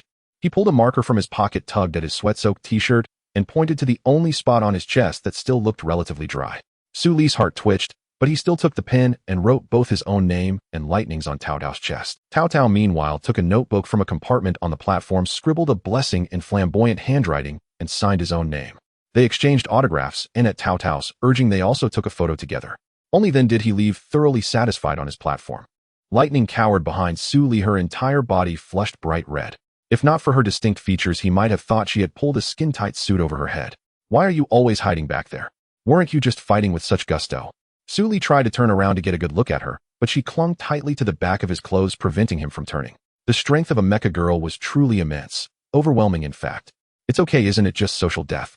Who hasn't faced a little social death when trying to shine? As long as you're thick-skinned enough, you'll find. Find what? That it's useless. Su Li joked casually, earning a heavy punch from Lightning. Caught off guard, he felt like his internal organs had shifted. He nearly threw up the food he'd eaten the night before. What are you trying to kill your pilot? I am just hitting you for laughing at me. Heavens, as my witness, I did warn you and told you to be careful. You were the one who insisted on adding sound effects. Blame me. You're still talking. They'll beat you to death. A visible plume of white smoke rose from Lightning's head. Her mechanical core seemed prone to overheating lately. Starting tomorrow, you'll live at the inspection unit. Or if you find it inconvenient, the unit can dispatch a small team. Su Li stopped his roughhousing with Lightning and turned to 038, looking puzzled. What's going on? Such high treatment for an instructor. Not for just any instructor, but for a core contract pilot chosen by a mecha girl with an innate skill. This level of treatment is warranted. She smiled at Lightning and nodded slightly. Two somewhat hunched figures sat crouched on a floating platform. They had inserted their canes into the platform's slots to use as handrails, struggling to keep their balance on the speeding small platform. Originally designed for a single passenger, the platform was now crammed with two people. It sped along frantically, swaying uncontrollably from side to side. Fortunately, it persevered and completed its mission, delivering the two elders to the breeding ground. 03 and 04 could hardly believe their eyes. The usually aloof elders now had their silver hair blown back by the fierce wind, looking like two silver brooms. Their clothes were disheveled, but they didn't bother to straighten them. Even as their legs trembled while stepping off the platform, their words remained resolute. Quick, take us there. 03 and 04 nodded and were about to lead the way. But they found the two elders already shuffling ahead with unsteady steps. Even with their own healthy physiques, they couldn't keep up. They could only follow at a brisk trot. Code 3347. How many years has it been? I thought I'd never see it again until I died. Behind the specially made glass, the 5 culture chambers had undergone a dramatic transformation. In the short time they had been away, the once small chambers had burst open. 5 gleaming golden mechanical cores floated in the air, rotating slowly and orderly. Golden mechanical sequences coiled around them, as if alive, wrapping layer upon layer around the cores. The two elders pressed their faces against the glass, their expressions as entranced as lechers ogling a beauty. Quick, take a picture. Yes. Send it to that girl, the governor. Tell her to increase security. These 5 precious treasures must not be compromised. From today onward, I'm moving in here. You girl, go fetch the sap from the mechanical tree. These golden cores are our darlings. How can we feed them just sprayed nutrient fluid? What if they suffer from malnutrition? 03 and 04 were stunned. Sprayed nutrient fluid reserved for glass mechs was considered trash. May I ask, elders, how many drops of tree sap are needed? Drops? Are you joking? Bring 5 buckets first. That was the sap of the mechanical tree. A single drop could be used to prepare 10 gene of sprayed nutrient fluid. 03 and 04 were utterly astonished. Staring at the 5 cores behind the glass, they suddenly realized they might have encountered a story to tell for a lifetime. So you want to come back to the warehouse with us? Lightning's voice involuntarily rose as she gazed at the woman before her, whose smile was all too pleasant, sensing a hint of ulterior motive. I haven't awakened any innate skills, really, and I don't have resonance either. My master can vouch for me. Su Li could tell that she had done her utmost to prevent other mecha girls from sharing the warehouse with them. Willing to endure utter humiliation, she stepped forward to shield him. Admittedly, for a fleeting moment, Su Li was moved. Then he pushed her aside, reached out, and clasped 038's hands. Welcome, leader, for your inspection and guidance. 038 was taken aback, a faint blush creeping onto her face. She opened her mouth, stammering as she changed the subject. Oh, so you live in a warehouse. That place is indeed spacious. Lightning quickly darted over and yanked Su Li's hands away. For some reason, seeing him touch another mecha girl stirred a flustered feeling within her. That feeling was unbearable, even surpassing the agony of social death. No, it's not big at all, just a small warehouse. Once I unfold, it's completely packed. Upon hearing this, 038 cast an amused glance at Lightning, whose eyes were filled with wariness, as if the words "not welcome" were written all over her face. A sudden urge to tease her arose, and she bypassed Lightning to speak to Su Li. It's not as exaggerated as you say. Inspection and guidance. To be precise, we're here to provide you with security. You might not be fully aware, but every pair of pilot and mecha girl capable of resonance and innate skills becomes a key focus for both the Human Council and Mech Island. The Human Council provides platforms or resources. As for us, we offer security. Of course, if circumstances are special, we may also provide close protection. What close protection? The kind that involves signing a core contract. Lightning stepped in front of Su Li, staring at 038 and enunciating each word. Any close protection without a core contract is just a shameless act. At her words, not only 038, but even Su Li was stunned. Armed mecha girls never had the chance to sign contracts with humans. They were eternally loyal to Mech Island and served it alone. He instinctively ruffled Lightning's hair, making excuses for her. Captain, don't mind her. She was just joking. 038 let out a faint sigh, casting a somewhat forlorn glance at Su Li, which made his brows twitch in an inexplicable awkwardness. Teams sent to search for stray insectoids gradually returned. Someone from the competition organizers finally deigned to show up. A group of officials stood nervously at the outermost edge of the cordon, muttering indistinctly. The unexpected turn of events had their hearts pounding, each fearing that the appearance of these insectoids might bring disaster upon them. Many representatives from major clubs also arrived. With clear intent, they craned their necks, scanning the scene for the figure of the red mecha. A pilot capable of resonating with a mecha was 1 in 10,000. Though they knew the odds of their club signing Su Li were minuscule, giving up was something they simply couldn't stomach. After all, he was a future superclass pilot. Though not yet fully mature, he already possessed all the necessary conditions to become one. The club representatives clustered together, glaring at each other with undisguised hostility. Barely exchanging a few words, they were on the verge of coming to blows. The inspection team intervened immediately. Under the cold, unyielding muzzles of their guns, the representatives finally restrained themselves, beginning to mutter like the organizers. 038 had long since arranged for Su Li and Lightning to be placed in a military vehicle, thus sparing them from the crowd's harassment.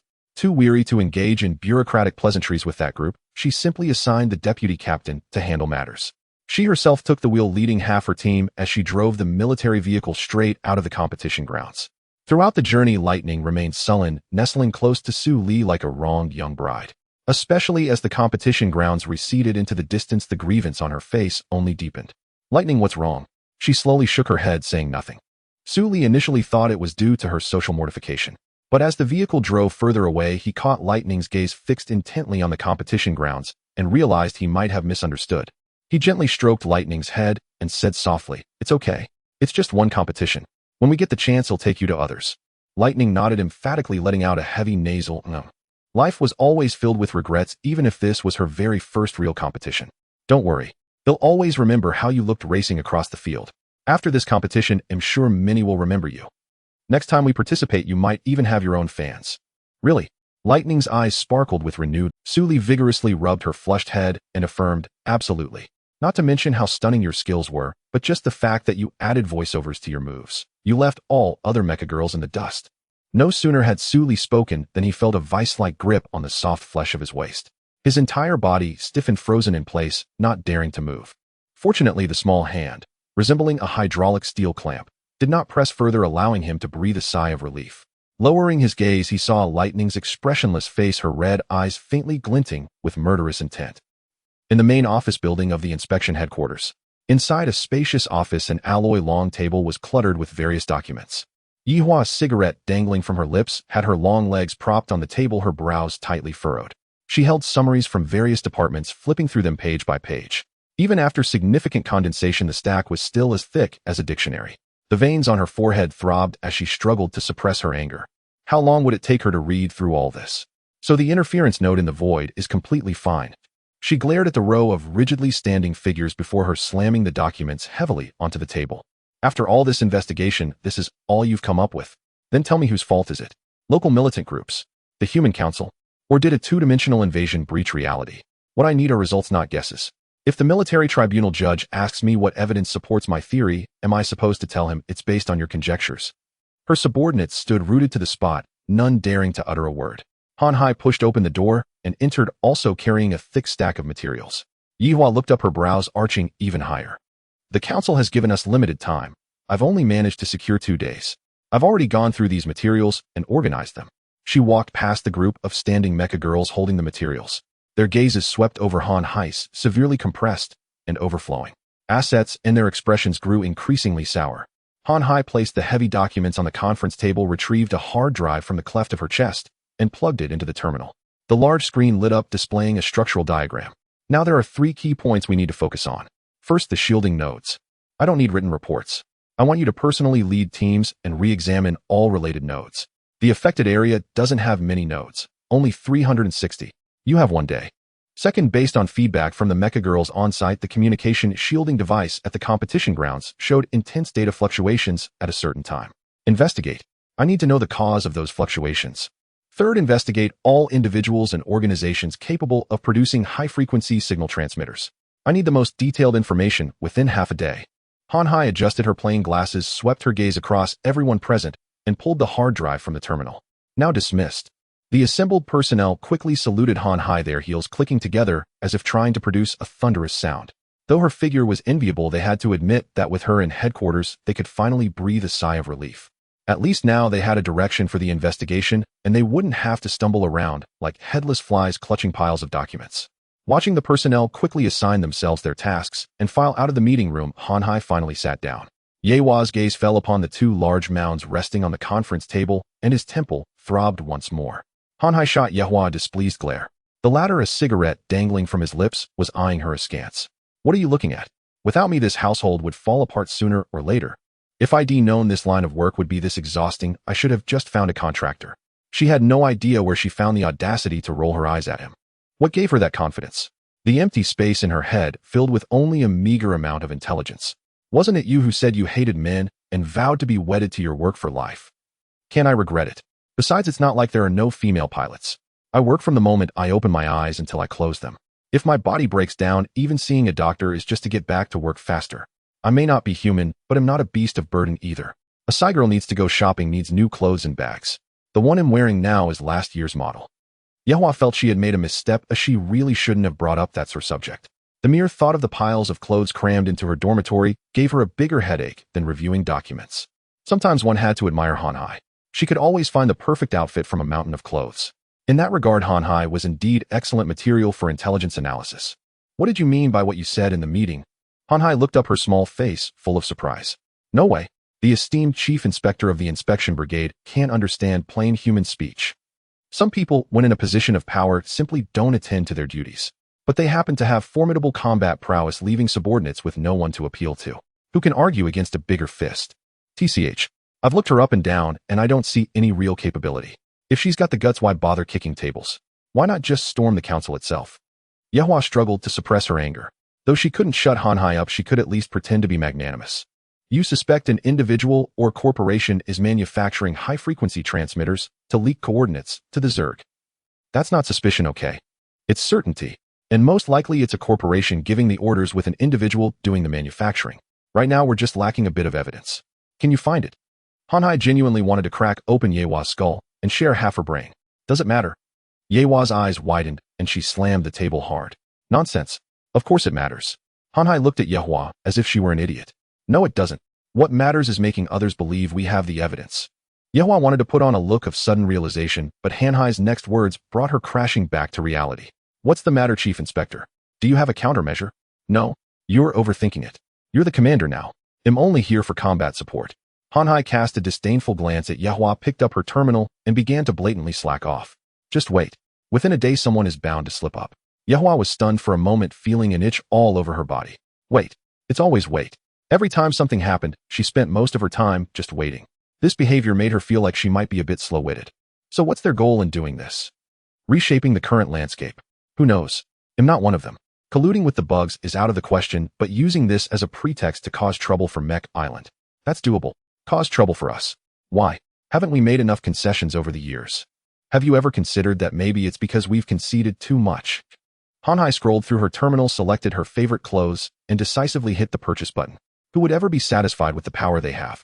Especially now, when super-class pilots are becoming increasingly scarce. Yehua was bewildered, unable to fathom how a case about the Zerg breaking through existing blockades could be linked to superclass pilots. Knowing one's limits is a virtue, especially for a Psy girl. So she resolutely abandoned her train of thought, picked up Hanhai's coffee, took a sip, and promptly sprayed it all over the floor. Why do you keep drinking this bitter crap? Because I need to stay sharp to handle the brain work for some brainless people. Yehua's fists clenched and unclenched under the table. Remembering her already fractured heel, she abandoned the idea of slamming the table again. In the dormitory of the 3rd Squad of the Inspection Brigade, Lightning was clutching a gleaming trophy, a goofy grin plastered on her face. Ever since 038 had asked the organizers for the trophy on her behalf, her opinion of her had skyrocketed. She called her sister nonstop, almost kneeling to swear allegiance. Indeed, for a woman, aversion and admiration were merely a matter of leverage. And for Lightning, the best leverage was the trophy she held in her arms. "Sis, I'm the happiest Psy girl in the world." "Yes, you are." 038 glanced at Su Li and adjusted the trophy's position for Lightning. It was now perfectly positioned to catch the drool dripping from her mouth. At least it wouldn't stain the bedsheets, saving her the trouble of washing them. Su Li leaned over with some concern, took a look and nodded. The trophy had a large capacity. If she held that pose, it would take about 3 hours to fill it up. "Someone from Aka Industries is here. Do you want to see them?" "They're only coming now." Su Li frowned. He was certain this timing had something to do with his resonance with Lightning. Did they mention any conditions? Upon hearing this, 038 gave Su Li a thumbs up, a glint of approval in her eyes. "They did. They want you to join their affiliated club. Aka Industries promises that once the contract is signed, they will equip you with S-class Psy girl and prioritize all resources for you. I told you, once a pilot capable of resonating with a Psy girl emerges, the Human Council provides resource support. Aka Industries must have spent a fortune to secure this opportunity." Su Li found it both exasperating and amusing. Well, they've really put their effort in the wrong place. Throwing money at the council. Didn't they consider that I might refuse? Of course they did. Their purpose in doing this is actually quite simple. If you don't accept this contract, it means you're forfeiting the resources provided by the Human Council. Then he'll just... Su Li answered directly without a second thought. First they threaten him, then they nearly kill him, and now they use such despicable tactics to try and force him onto their side. And they still expect him to agree. Do capitalists have no shame at all? He had seen countless shameless tactics in his past life. Back then, those scions of wealthy families to steal credit for military achievements had abandoned him in the vast cosmos to die in fear and despair. Compared to that, their current methods were merely basic operations. So what if he had to give up the resources? Even a generous bribe was still just a bribe. His decisive answer made 038's eyes widen. Those were enormous resources. Not to mention the rarity of S-class Psy girl, just the various modules needed to complement her attributes were an astronomical sum. Even established pilots had to put in great effort to equip their Psy girls with better modules, let alone someone as destitute as Su Li. He probably couldn't even afford the lowest tier blue module. Yet despite all this, he refused without a second thought. You need to think this through. Lightning is still only a class. Although I don't know how in a class Psy girl resonated with you, the cost of the modules she needs to advance to S-class is no small matter. And above S-class, there's Super S. You still have a long way to go. There's nothing to think about. Right now, I just want my compensation for emotional distress. I used to be a nobody, but now I'm a pilot capable of resonance. I think the amount for that compensation can be increased. Upon hearing this, a strange expression flickered across 038's face. Su Li noticed it, and his heart began to pound. What? Isn't this only right? It is. Absolutely. And Aka Industries did offer compensation. How should I put it? The compensation is substantial, but I think you might find it hard to accept. Su Li was taken aback. Was there any compensation in this world he couldn't accept? 038 gritted her teeth and decided to lay it all out. On one hand, their compensation could be seen as very sincere, on the other, not at all. But this kind of compensation, even if you took it to the council, everyone would say you got the better end of the deal. They compensated you with S-class Psy girl. Su Li, combining this with 038's expression, guessed most of it. His face instantly twisted into a look of utter disgust. Don't tell me they gave me black feather. 038 gave Su Li an awkward thumbs up. You're sharp, kid. Sharp my ass. Those bastards are utterly inhuman. Su Li was so furious he wanted to punch the wall, but remembering he wasn't in his own warehouse, he sat back down in frustration. Their scheme was so blatant the beads of their abacus were practically hitting him in the face. So they were just dumping their broken, terrified waste on him for recycling. This was the epitome of adding insult to, I don't want it. Tell Aka Industries to get lost. Brother, maybe you should take her, even if she just serves tea and water. She's a bit useless, sure, but she's still. And S-class. But she'll just piss me off. Look at it from another angle. Blackfeather might be even more pissed off. Let me give you another piece of info. You know Red Tassel, right? Blackfeather's sidekick. I heard she's been sticking to her like glue. Suli squinted his eyes, suddenly feeling that this Sister 038 was incredibly thoughtful. Really? 038 leaned close to Suli's ear and whispered, really? I heard she's been running around for the past couple of days trying to find out what you like. Supposedly she's willing to do anything to keep Blackfeather from being mistreated. Suli discreetly shifted away from her. Sis, what are you saying? I'm a fine upstanding youth who believes in the 5 stresses, 4 beauties, and 3 loves. How could I ever mistreat a Psy girl? Oh, and tell her I don't like seeing her in a suit. A maid outfit though, that's acceptable. 038.